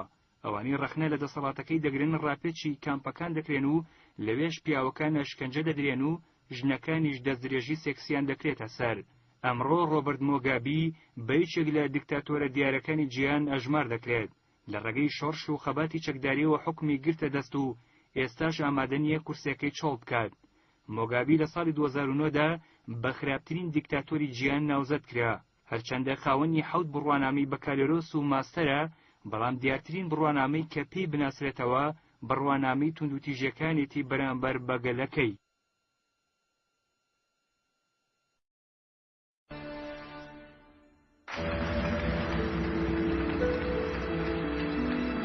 محەممەد حوسنی مبارەک. محەممەد حوسنی سەید مبارەک سەرۆکی پێشووی میسر لە 4 ئایاری ساڵی 1928 لە شارۆچکەی کەفر ئەلمەیسەلەهای سەر بە پارێزگای منوفیەی زێدی سەرۆکی پێشووتری ئەو وڵاتە ئەنوەر سادات کە دەکەوێتە باکووری شاری قاهیرەوە لەدایک بوو. دوای تەواوکردنی خوێندنی ئامادەیی پەیوەندی بە ئەکادیمیای سەربازی میسرەوە کردووە. لە ساڵی 1949 ئەکادیمیای سەربازی جێهێشتووە و پەیوەندی بە ئەکادیمیای هێزی ئاسمانی وڵاتەکەیەوە کردووە. لە 13 نیسانی ساڵی 1950دا بەکالۆرۆسی لە زانستی فڕۆکەوانیدا بەدەستهێناوە. دواتریش وەکو ئەفسەرێکی هێزی ئاسمانی میسر چەندین کاری جۆراجۆری ڕاپەڕاندووە. پاشان گەڕاوەتەوە ئەکادیمیای هێزی ئاسمانی و وەکو وانەبێژ کاری کردووە تاکو ساڵی 1959 لەسەر کارەکەی بەردەوام بووە. لە مانگی کانونی دووەمی هەمان ساڵ تاکو مانگی حوزەیرانی ساڵی 1961 بەشداری لە خولی مەشق و ڕاهێنانی فڕۆکەوانیدا لە خوێندنگەیەکی ڕاهێنانی فڕۆکەوانی لە مۆسکۆ و دواتریش لە بنکەیەکی ئاسمانی نزیک بێشکێکی پایتەختی قیرقیزیا کردووە. لە ساڵی 1966دا دوای گەڕانەوەی لە یەکێتی سۆڤێتەوە بۆ میسر بووە بە فەرماندەی بنکەی ئاسمانی خۆراوای شاری قاهیرە و دواتریش بۆ ماوەی 2 ساڵ بووە بە فەرماندەی ئەکادیمیای هێزی ئاسمانی و پاشان بووە بە سەرۆکی ئەنجومەنی هێزی ئاسمانی فڕۆکەوانی میسر و لە ساڵی 1972دا بە فەرماندەی هێزی ئاسمانی و جێگری وەزیری بەرگری وڵاتەکەی. لە نیسانی ساڵی 1975دا لەلایەن ئەنوەر ساداتی سەرۆکی ئەو کاتەی میسرەوە بە جێگری سەرۆک دەستنیشان کرا و سەبارەت بە ڕێکەوتن لەگەڵ ئیسرائیل لە ڕاوێژی لەگەڵ حکوومەتی میسر دەکرد.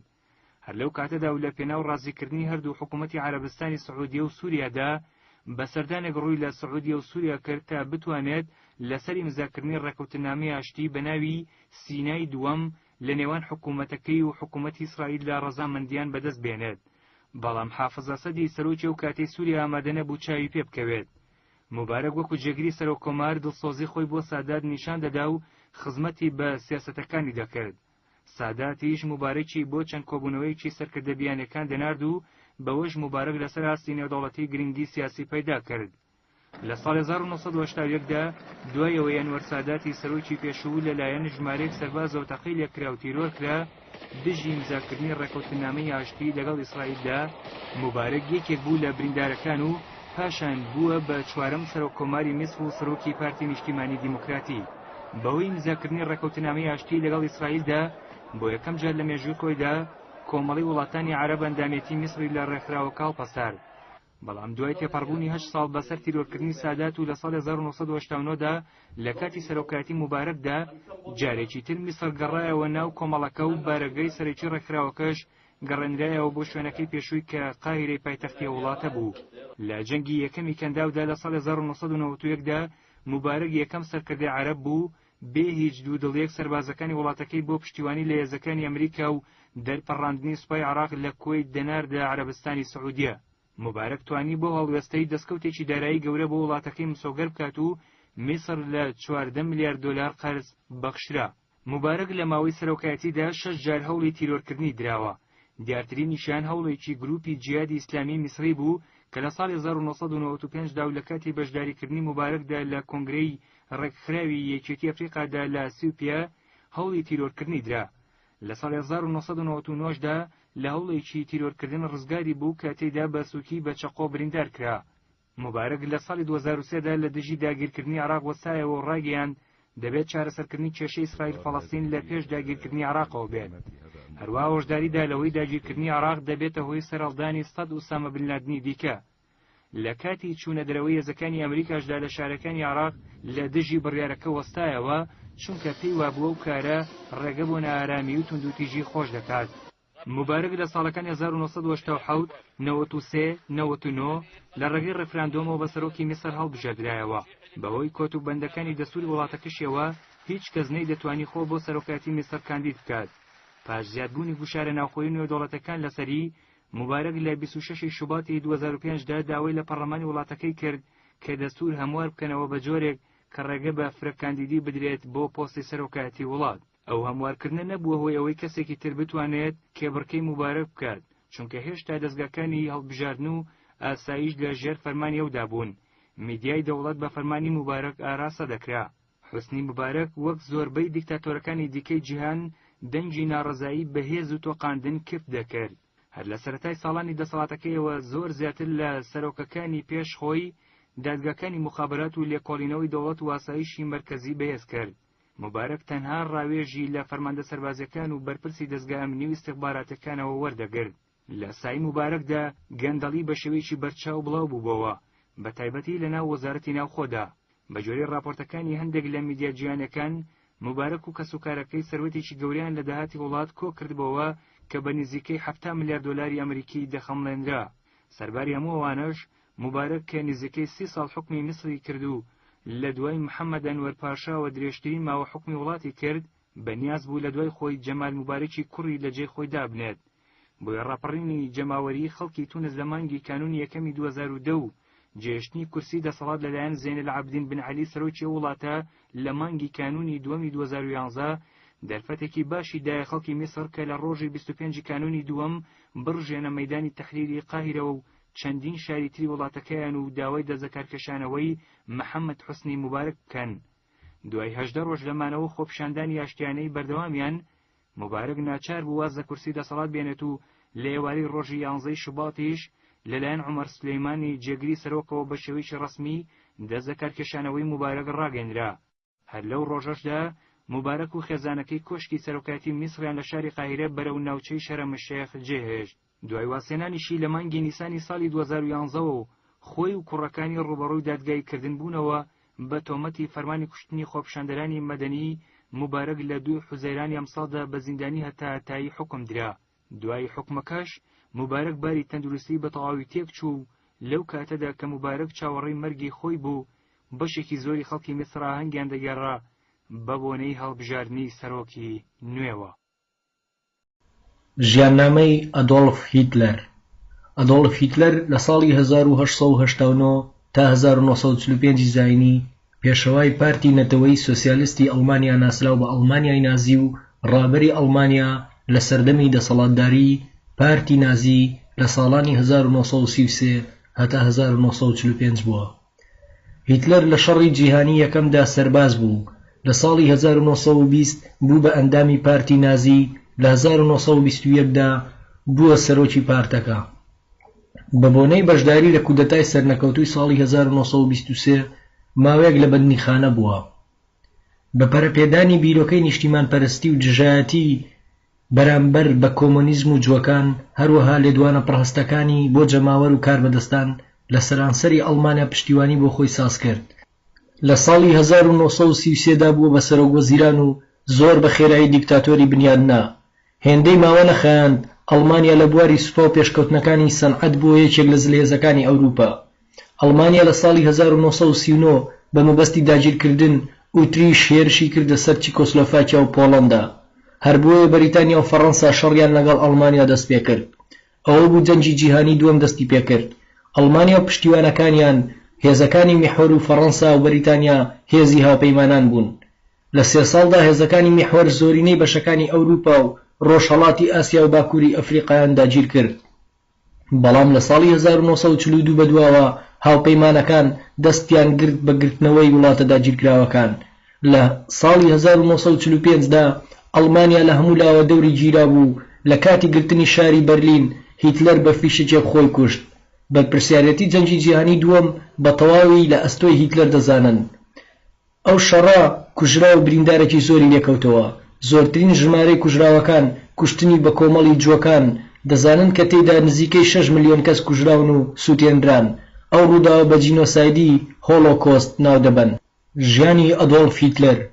هیتلەر لە 20 نیسانی ساڵی 1889 لە گوندی برۆنۆی سەر بەنەمسا کە شارۆچکەیەکی بچووکە و دەکەوێتە بەری ڕووباری ئالان کە لە ئەڵمانیا هەڵدەقوڵێت و لە سەردەمی فرانسۆ جۆزیفدا لەدایک بووە.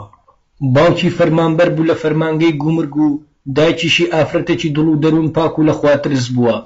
خۆشەویستترین کەسی هیتلەر بووە. هیتلەر لە منداڵیدا لە ژیانێکی ناهەموار و چەرمەسەریدا ژیاوە. باوکی زۆر توندوتیژ بووە لە هەڵسوکەوتیدا و هیتلەر دانی بۆدا ناوە کە لە هەرزەکاریدا تووشی توندوتیژی بۆتەوە لەلایەن باوکیەوە.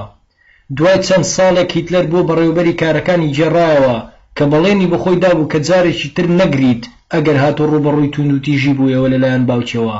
ئەمەش بەهێزی هیتلەر دەردەخات هەر لە منداڵیەوە. زۆر لە مێژوو نووسان لەو باوەڕەدان کە ئەو توندوتیژەی باوکی هیتلەر دەینوان بەرامبەر هیتلەر و دایکی کە دواتر هیتلەری زۆر بە واقیعانە باسی کردووە. ئەمانە هەمووی کاریگەر بوونە بۆ دروستکردنی کەسێتی هیتلەری توندوتیژ. پاشان خێزانەکەی چوونەتە شاری لینز و لەوێ نیشتەجێ بوون. هیتلەر خوێندکارێکی سەرکەوتوو بووە لە قوتابخانەکەی، بەڵام لە یەکەم ساڵی ناوەندیدا دەرنەچووە کە لە قوتابخانەی دواناوەندی ریال شۆڵ کە لە شاری لینز بووە. هیتلەر لە هەمان پۆل بووە کە لۆدڤیگ ڤیتگنشتاینی تێدا بووە کە یەکێک بووە لە فەیلسوفە بەناوبانگەکانی سەدەی 20م کە کاریگەری تەواوی هەبوو بەسەر ڕووداوەکانی ئەو سەردەمەدا.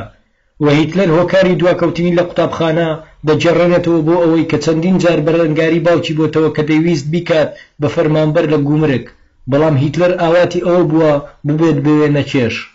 باوکی لە ساڵی 1903 کۆچی دوایی کردووە. سەرەڕای مردنی باوکی، بەڵام هیتلەر هیچ لە ئاستی بەرز نەبووەتەوە لە خوێندندا و لە تەمەنی 16 ساڵی داوازی لە خوێندن هێناوە بێ ئەوەی هیچ بڕوانامەیەک بەدەست بهێنێت. لە کتێبی کیفاحی هیتلەر باوەڕبوونی بە نەتەوەی ئەڵمانی دەگێڕێنێتەوە بۆ ساڵانی هەرزەکاری خۆی کە لەو کاتەدا یەکێک لە کتێبەکانی باوکی خوێندبووە دەربارەی جەنگی نێوان فەڕەنسا و بڕۆسیا کە وای لێ کردبوو پرسیار دەربارەی ئەو هۆکارانە بکات کە بۆچی باوکی و زۆر لەوانی تر کە ئەڵمانین و لە ڕەچەڵەکدا نەمساوین شکست بێنن لە پاراستنی ئەڵمانیا لە کاتی جەنگدا. لە ساڵی 1905ەوە لە هەتیوخانەدا ژیانی بەسەر بردووە لە ڤێننا کە لەلایەن حکومەتەوە سەرپەرشتی کراوە و دوو جار داوای پێشکەش کردووە بۆ وەرگیران لە ئەکادیمیای هونەرە جوانەکان لە ساڵانی 1907 و 1908 بەڵام ڕەت کراوەتەوە بەهۆی ئەوەی بەهرەی وێنەکێشانی تیادا نەبووە. پێیان وتووە کە بەهرەکانی زیاتر لە ئەندازیاری تەلارسازیەوە نزیکە. لە ئابی ساڵی 1914 کە جەنگی جیهانی یەکەم دەستی پێکرد لە کاتێکدا کە هەموو جیهان دڵتەنگ بوون بە هەڵگیرساندنی ئەم جەنگا، بەڵام هیتلەر خۆشحاڵ بوو چونکە بۆ هۆیەوە دەیتوانی خۆی ناونووس بکات لە سوپای ئەڵمانیادا. هیتلەر بوو بە سەرباز و لە هێزی 16 یەدەجی باڤاریا کە بە هێزی لیز ناسرا بوو. بەهۆی سەرکردەی هێزەکەوە کارەکەی ترسناکترین کار بوو.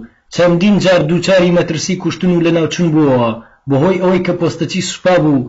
لەگەڵ کۆتایی هاتنی جەنگدا پلەی جیفێرتری وەرگرتووە کە دەکاتە جێگری عەریف لە سوپای بەریتانیدا. هیتلەر لە زۆربەی شەڕەکانی بەرەی ڕۆژ ئاوادا بەشداری کردووە، وەک شەڕی پێرسی یەکەم و سوم و ئاراز و پاسکیندالی. هیتلەر دوو مەدالیای ئازایەتی وەرگرتووە کە یەکێکیان مەدالیای خاچی ئاسنی لە پلەی دووەم ساڵی 1914 و مەدالیای خاچی ئاسنی لە پلەی یەکەم ساڵی 1918 دا وەریگرتووە. ئەمەش زۆر بەکەمی ڕوودەدات کە ئەفسەرێک لە پلەی جیفریتێر وەری بگرێت، سەرڕای ئەوەش پلەی بەرز نەکرایەوە بۆ پلەی ئۆتینۆفیزێر کە یەکسانە بە پلەی عەریف لە سوپای بەریتانی، و هۆکاری بەرز نەکردنەوەی ئەگەڕێتەوە بۆ ئەوەی کە سەرکردەکانی هێزەکەی باوەڕیان وابوو کە سیفاتی سەرکردەیان تێدا بەدی ناکرێ و هەندێک نەژنووسان هۆکارەکەی دەجێڕنەوە بۆ ئەوەی کە هاوڵاتێکی ئەڵمانی نەبووە. هیتلەر بەشداری جەنگی جیهانی یەکەمی کردووە و پاشان لە ساڵی 1923 دا سەرکردایەتی 2000 سەربازی لە ئەندامانی هێزی گەردەلوولی کرد بۆ داگیرکردنی هەرێمی باڤاریا و گۆڕینی حکومەتی ئەو کاتە، بەڵام هەوڵەکانی سەرکەوتوو نەبوو دەستگیر کرا بە تاوانی ناپاکی. بۆ ماوەی 5 ساڵ حکم درا و هەر لە زینداندا کتێبی نووسی بە ناوی خەباتی من کە تێیدا هەموو بیر و بۆچوونی خۆی بۆ داهاتووی ئەڵمانیا نووسیوە و پاش 9 مانگ ئازاد دەکرێت و سەر لە نوێ دەست دەکاتەوە بە دروستکردنەوەی پارتەکەی. درێژە بە خەباتی خۆی دەدات لە پێناو ئەڵمانیادا و تاکو لە مانجی ئابی ساڵی 1943 بووە بە سەرۆکی وڵات و دەسەڵاتی گرتوۆتە دەست. زۆری پێنەچوو جەنگی دووەمی جیهانی هەڵگیرساند کە ئەڵمانیا هاوپەیمان بوو لەگەڵ ئیتالیا و ژاپۆن بەرامبەر هاوپەیمانەتی سۆڤیەتی بەریتانیا و فەڕەنسا و ئەمریکا کە بووە هۆی کوژرانی 50 بۆ 60 ملیۆن کەس و کاولکردنی چەندەها وڵات. جەنگەکەش بە شکستی ئەڵمانیا و هاوپەیمانەکانی کۆتایی دەهاتوو. دوای شەڕی کوشتارێکی زۆر کە ملیۆنەها کەس کوژرا، هیتلەر کۆتایی هاتوو بۆ یەکەم جاریش چەکی ئەتۆمی لە جیهاندا بەکارهێنرا و لە ڕێکەوتی 4/1945 پاش دۆڕاندنیان لە جەنگی دووەمی جیهانیدا لە بەرلین لەژێر بینای حکومەتدا خۆی و هاوسەرەکەی کە ناوی ئیڤا براون بوو کە چەند کاتژمێرێک پێش ئەوەی خۆیان بکوژن مارەی بڕی بوو، خۆیان کوشت و پاش 7 ڕۆژ ئەڵمانیا خۆیدا بەدەستەوە. ئیڤا نزیکترین ئافرەت بوو لە هیتلەرەوە، لە هەمووشیان خۆشتری دەویست و لە هەمووشیان زیاتر لە عەقڵیەت و ڕەفتاری هیتلەر تێدەگەیشت، تاکە ئافرەتیش بوو کە ڕازی نەبوو بە جێهێشتنی هیتلەر لە کۆتایی دەسەڵاتی و پێکەوە خۆیان کوشت. ئەم ڤیدیۆ تایبەتە بە یوتیوبی گوڵی داهاتوو. سوپاس بۆ سەبسکرایبی کەناڵەکەمان لە یوتیوب بۆ ئەوەی هەمیشە بابەتی سەرنجڕاکێش ببینن. لە دوای کۆتایی هاتنی جەنگی جیهانی یەکەم هیتلەر دەگەڕێتەوە بۆ ئەڵمانیا و بەشداری لە مەراسیمی ناشتنی سەرۆکی باڤاری کیت ئیسنەردا دەکات کە لەو کاتەدا تیرۆر کرابوو. هیتلەر لە مانجی حوزەیرانی ساڵی 1919 دا بووە بە سیخوڕ لە پۆلیسی ئەڵمانیادا کە سەر بە دەستگای زانیاری هێزی بەرگری نیشتیمانی بوو بۆ ئەوەی بتوانێت کاریگەری بکاتە سەر سەربازەکان و بچێتە ناو پارتە بچووکەکانەوە. ئەو پارتانەی کە کاریگەریان هەیە بۆ سەر کۆماری وایمار بە تایبەتی پارتی کرێکارانی ئەڵمانی. و کاتێک هیتلەر بۆ سیخوڕی چووە ناو پارتی کرێکارانی ئەڵمانیاوە بینی کە ئەو کۆبوونەوەیەکی بێمانایە لە نێوان نزیکەی 25 پیاودا لە مەیخانەیەکدا بۆ مەی خواردنەوە کۆبوونەتەوە و هیچ کاریگەریەکی لەسەر هیتلەر نەبوو.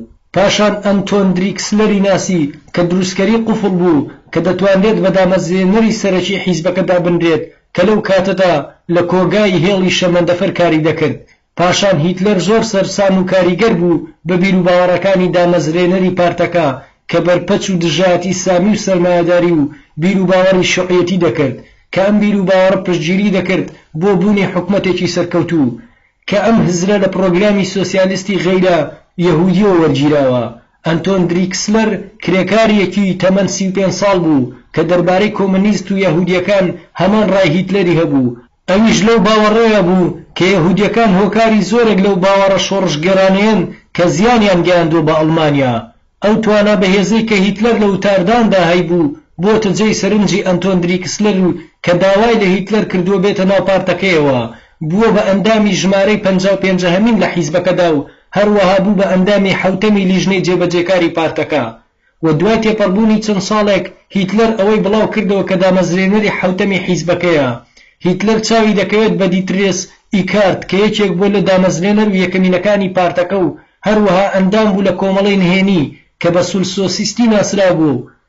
ئیکارت بووە بە مامۆستای هیتلەر کە فێری چۆنیەتی لە بەرکردنی جلوبەرگ و قسەکردنی کردووە و ناساندوویەتی بە ژمارەیەکی فراوانی خەڵکی و بۆ زیادکردنی هەوادارانی پارتەکە هەستا بە گۆڕینی ناوی پارتەکە بۆ پارتی کرێکارانی سۆسیالیستی نیشتیمانی ئەڵمانیا. هیتلەر لە ئازاری ساڵی 1920دا خزمەتی سەربازی تەواو کرد و بەردەوام پشتگیری ئەندامانی دەستەی باڵای پارتەکەی بەدەستدەهێنا بۆ بەشداریکردن لە کار و چالاکیەکانی پارتەکەدا. لە سەرەتاکانی ساڵی 1921دا هیتلەر بە شێوەیەکی باش توانی وتار لە بەرامبەر جەماوەرێکی زۆر بدات. ناوبانجی هیتلەر بە خراپی بڵاو بووە بەهۆی بەهێزی کەسایەتی و وتارە توند و تیژ و شەڕانگێزەکانیەوە. پارتی کرێکارانی ئەڵمانی بارەگایەکی لە شاری میونخ دامەزراند کە لەو کاتەدا میونخ شوێنێکی گونجاو بوو بۆ ئەو کەسانەی کە بانگەشەی نەتەوایەتی ئەڵمانیان دەکرد، کە لە نێوانیاندا چەندین ئەفسەری باڵای تێدا بوو کە دژی شوعیەت بوون پشتگیری کۆماری فایمەریان دەکرد کە کۆمارێک بوو لە ساڵی 1919 بۆ 1933 دامەزرا لە ئەنجامی دۆڕاندنی ئەڵمانیا لە جەنگی یەکەمی جیهانیدا. بە تێپەڕبوونی کات هیتلەر توانی سەرنجی هەموو کەسایەتی ئەفسەرە بەناوبانگەکان بۆ خۆی ڕابکێشێت بۆ بەدیهێنانی ئامانجەکانی پارتەکە. هیتلەر پۆستی دەستەی جێبەجێکاری پارتەکەیان بەخشی پێ و بەهۆی بەهێزی و توندڕەوی کەسایەتی هیتلەرەوە.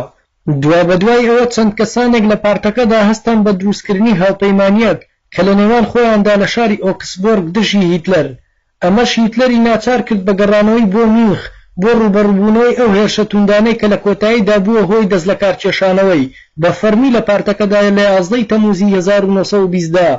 هەرچەندە ئەوان باش دەیانزانی کە واسهێنانی هیتلەر مانای کۆتایی هاتنی پارتەکەیە بەهۆی ئەو کەسایەتیە بەهێزەی کە هەیبوو لە پارتەکەدا، بەڵام هەر بژایەتیان کرد. هەرچۆنێک بێت هیتلەر بڕیاریدا بگەڕێتەوە پارتەکە، بەڵام بەمەرجی ئەوەی بچێتە جێگەی دریکسلەری سەرۆکی پارتەکە بەهۆی کە هیتلەر کەسێک بوو جەماوەرێکی زۆری هەبوو. پاشەوەی کە هیتلەر هاتەوە ناو پارتەکە وردە وردە پارتەکە بەرەو پێش چوو، تاکو هەڵبژاردنە پەرلەمانیەکاندا بەشداری دەکرد و لە هەڵبژاردننی مانجی نوێی ساڵی 1930دا کە پارتە کۆماریەکان سەرکەوتنیان تێیدا بەدەستهێنا و پارتی نازی توانی لە پڕ بژانەوەیەکی گەورە بخۆوە ببینێت. پاش سەرکەوتنی بە ڕێژەی لە 18.3 لە هەڵبژار لە پەرلەمانیەکاندا و بەمەش پێگەی پارتەکە لە نۆهەمین بچووکترین پارتی پەرلەمانەوە بۆ دووەم گەورەترین پارتی پەرلەمان سەرکەوت. و پاشان هیتلەر ویستی خۆی کاندید بکات بۆ سەرۆکایەتی وڵات، هەرچەندە هیتلەر لە ساڵی 1930ەوە نەمسای جێهێشت بوو، بەڵام نەیتوانی بوو ناسنامەی ئەڵمانی وەربگرێت. بۆیە ئەم هۆکارە بووە ڕێگر لە بەردەم خۆ هەڵبژاردننی هیتلەر بۆ هەڵبژاردنە سەرۆکایەتیەکان. و لەو کاتەدا حکومەتی ویلایەتی برۆنسک کە ژمارەیەکی زۆر لە نازیەکان ئەندام بوون تێیدا هەستان بەدانانی هیتلەر لە پۆستێکی کارگەری بچووک بۆ ئەوەی کە بتوانێت وەک هاوڵاتیەک ناسنامەی ئەڵمانی وەربگرێت. لەو کاتەدا حکومەتی ئەڵمانیا بڕیاری پێدانی ناسنامەی بە هاوڵاتیان دەرکرد. دوجار هیتلەر توانی ناسنامەی ئەڵمانی وەربگرێت. هیچ بربستێک نەما لە بەردەمیدا کە ڕێگر بێت بۆ کاندیدکردنی بۆ سەرۆکی وڵات. لە کۆتاییدا هاوڵاتی ئەڵمانیا تازەکە هەڵسا بە کاندیدکردنی خۆی بۆ سەرۆکایەتی وڵات لە هەڵبژاردنەکاندا لە دژی هیندنبێرگ کە لایەنگرێکی زۆری لە نەتەوایەتیەکان و کۆماریەکان و کاسۆلیەکان و جمهوریەکانی بەدەستهێنا بوو. هەروەها پشتیوانی پارتە کۆمەڵایەتی و دیموکراتیەکانیشی بەدەستهێنا بوو. هەروەها لەو هەڵبژاردنەدا کاندیدی پارتی شوعی و کاندیدی پارتی چەپی تیا بوو کە سەر بە کۆمەڵەی توندڕەوەکان بوو. لە کاتی بانگەشەی هەڵبژاردنەکاندا ناوی هیتلەر بەسەر ئەڵمانیادا بڕا. ئەم نازناوەش نیشانەیەک بوو بۆ تەماحی هیتلەر بۆ دیکتاتۆری، لەلایەک و نیشانەیەکیش بوو بۆ ئەو بانگەشەی سەرکەوتووەی هیتلەر بە ئاسمانی ئەڵمانیادا بڵاوی کردبووەوە. هیتلەر هەستا بە وتاردان و کۆکردنەوەی لایەنگران بۆ خۆی کە لە ڕۆژێکدا لە دوو ناوچە وتاری دەدا. ئەمەش سیاسەتێک بوو کە بۆ یەکەم جار بوو کەسێک بەکاری بهێنێت و زۆر سەرکەوتوو بوو. پاش ڕاگەیاندنی ئەنجامەکان هیتلەر پلەی دووەمی بەدەستهێنا بە ڕێژەی لە 35 دەنگەکانی بەدەستهێنا بوو. لە هەڵبژاردننی دووەم لە مانجی نیسان سەرەڕای جیاکردنەوەی ئەنجامەکان و بردنەوەی هێندنبێرگ، بەڵام هیتلەر وەک ڕکابەرێکی سەرەکی دەرکەوت، نەدەکرا ئیتر بە هیچ جۆرێک غافڵ بکرێت لە گۆڕەپانی سیاسیدا لە ئەڵمانیا. پاش ماوەیەک هیتلەر بە ڕاوێژکار دیاری دەکرێت و دواتر دەبێت بە سەرۆکی ئەنجومەنی وەزیران. و لە مانجی 8 ساڵی 1934 دا سەرۆکی وڵات پاوڵ ڤۆن هێندنبێرگ کۆچی دوایی کرد و لە بری هەڵبژاردننی سەرۆکێکی نوێ ئەنجومەنی وەزیران کە لەلایەن هیتلەرەوە سەرۆکایەتی دەکرا بڕیاریدا بە دانانی هیتلەر بە سەرۆکی نوێی وڵات، چونکە وادانرا کە هیتلەر سەرکردەیەکی ڕاوێژکاریش بووە و سەرۆکی وڵاتیشە. و هەروەها هیتلەر هەستا بە گۆڕینی دەستور بەو شێوەیە هیتلەر بووە سەرۆکی دادگای باڵا و سەرۆکی وڵاتیش تاکو ئەو کاتێک کە هەڵبژارنێکی نوێ ئەنجام دەدرێت. بەڵام هیتلەر سەرجەم یاساکانی گۆڕی بە هەر بیانوێک بێت وەزیری جەنگی دەرکرد و خۆی کردە سەرۆکی هێزە چەکدارەکان و وەزیری جەنگ و سەرجەم دەسەڵاتەکانی گرتە دەستی خۆی و بەبێ ئەوەی هیچ کەسێک ناڕزای دەربڕێت و سەرەتای دیکتاتۆریەتی هیتلەر دەستی پێکرد. پارتی نازی و بیرروباوەڕەکانی نازی بزوتنەوەیەکی سیاسی بوو کە لە ئەڵمانیادا دەرکەوت لە دوای جەنگی یەکەمی جیهانیدا و لە ساڵانی بیستەکانی سەدەی بیستەمدا بە سەرۆکایەتی هیتلەری نازی. پاشان گۆڕا بۆ سیستەمێکی سیاسی و هەروەها زاراوەی نازی بۆ هەموو ئەو سیستەم و حکومەت و بیرروباوەڕانە دادەنرێت کە لەو پارتە بچێت کە لەو سەردەمەدا لە ئەڵمانیادا دامەزرا. نازی بزوتنەوەیەکی فاشی بوو کە هەموو دەستی بەسەر هەموو ئازادێکی تاکداگرت بوو، بەڵام ڕێگەی بە خاوەندارەتی تایبەتیدا بوو و بانگەشەی نازی نەتەوایەتی دوژمنکارانە و حکمی ئەسکەرتەرانەیان دەکرد. سەربەرزیان گەڕاندەوە بۆ ئەڵمانیا و سەرجەم گەلەکانی تری باکووری ئەوروپا کە بە ڕەچەڵک دەچوونەوە سەر ئاریەکان. نەپۆلێنێکیان بۆ نەتەوەکان کرد کە یەهودیەکان و سلاڤیەکان و نەتەوەکانی تر لە خوارەوەی پۆلێنەکەدا بوون. نازی دژایەتی دیموکراتی و شوعیەت و سۆشیالیستی دەکرد لەگەڵ سەرجەم سیستەمە سیاسی جیاوازەکانی تر کە بانگەشەی یەکسانیان دەکرد. نازی بە هەموو ئەو کێشە ئابووری و سیاسیانەدا تێپەڕی کە لە دوای جەنگی جیهانی یەکەمەوە لە ساڵی 1914 و 1918 تووشی ئەڵمانیا هاتبوو. هەروەها حکومەتی دیموکراتی جێگەی پاشایەتی گرتەوە کە بۆ ماوەیەکی زۆر حکمی ئەڵمانیای کردبوو، بەڵام وڵات تووشی هەڵئاوسانێکی گەورە بوو و بێکاریەکی گەورە لە دوای جەنگەوە تووشی ئەڵمانیا ببوو. بووە هۆی ئەوەی زۆربەی ئەڵمانەکان لایەنگری خۆیان گۆڕی بۆ ئەو گروپە سیاسیانەی کە بانگەشەی گۆڕانکاری توندڕەوانەی دەکرد. و ئەم پارتە لە سەرەتادا ناوی پارتی کرێکارانی ئەڵمانیا بوو. هاتنەماوەی هیتلەر لە ساڵی 1919 و گەیشتنی بە خێرایی بە پۆستی سەرۆکایەتی پارتەکە ناوی گۆڕا بۆ پارتی کرێکارانی سۆشیالیستی نەتەوەی ئەڵمانیا لە ساڵی 1920دا. هیتلەر لە سەرەتادا ئامانجی سەرەکی ئامانجێکی نیشتیمانی بوو، بەڵام لەگەڵ ئەوەشدا بەڵێنی بەرپاکردنی شۆڕشێکی کۆمەڵایەتیدا بوو بۆ بەدەستهێنانی لایەنگری هاوڵاتیان بۆ خۆی و پارتی نازی گەشەکردنێکی بەرچاوی بەخۆوە بینی لە ئەنجامی ئەو گرفتانەی کە لە دوای کۆتایی هاتنی جەنگی جیهانیەوە تووشی ئەڵمانیا هاتبوو. هیتلەر پشتگیری هێزی سەربازی دەکرد بۆ ڕێخستنی سیستەمی سیاسی و هەروەها داگیرکاری لە ڕێگەی سەربازیەوە، هەستا بە چاکسازی کۆمەڵایەتی کە بەم هۆیەوە سەرنجی جوتیارەکان و چینەکانی ناوەندی بۆ خۆی ڕاکێشا و هەروەها پشتگیری سەرمایەدارەکانی دەکرد بۆ دژایەتی شوعیەت. ئەمانەش هەموو هۆکار بوون بۆ فراوانبوون و بوونی نازی لە ئەڵمانیادا. لە ساڵی 1923دا پارتی نازی نزیکەی 170,000 ئەندامی هەبوو. گەیشتن بەدەسەڵات لەلایەن نازیەکانەوە پشتگیریەکی جەماوەری بەهێزی بەدەست نەهێنا هەتا ئەو کاتێک کە جیهان تووشی قەیرانێکی گەورە هات. لە ساڵی 1929 دەستی پێکرد. لەمەو دوا ئەڵمانیەکان بە لێشاو دەچوونە ناو پارتی نازیەوە. پارتەکەش لە لای خۆیەوە بەڵێنی چاکردنی باری ئابووری بەهێزی دەسەڵات و گەڕانەوەی سەربەرزی نیشتیمانی بە ئەڵمانیەکاندا. و لە هەڵبژاردنەکەی ساڵی 1932دا پارتی نازی وەک پارتێکی بەهێز دەرکەوت لە ئەڵمانیا. لە ساڵی 1933دا هیتلەر وەک ڕاوێژکار یاخود سەرۆکوەزیران بە خێرایی ڕووی کردە دیکتاتۆری و ئازادی تاک و ئازادی سیاسی قەدەغە کرد و سەرجەم پارتە سیاسیەکانی داخست جگە لە پارتی نازی نەبێت.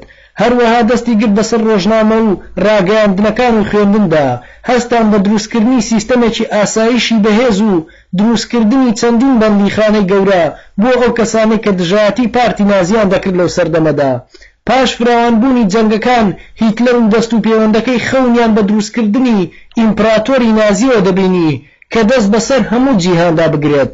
لە ساڵی 1938دا دەستی کرد بە جێبەجێکردنی پلانەکەی و هێزەکانی ئەڵمانیا لە ساڵی 1938دا نەمسایان داگیر کرد و لە ساڵی دواتر چیک و سلۆڤاکیای پێشوویان داگیر کرد.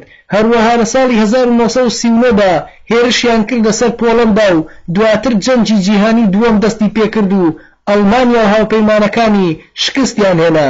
لە ساڵی 1945 حکمی نازی لەناو برا.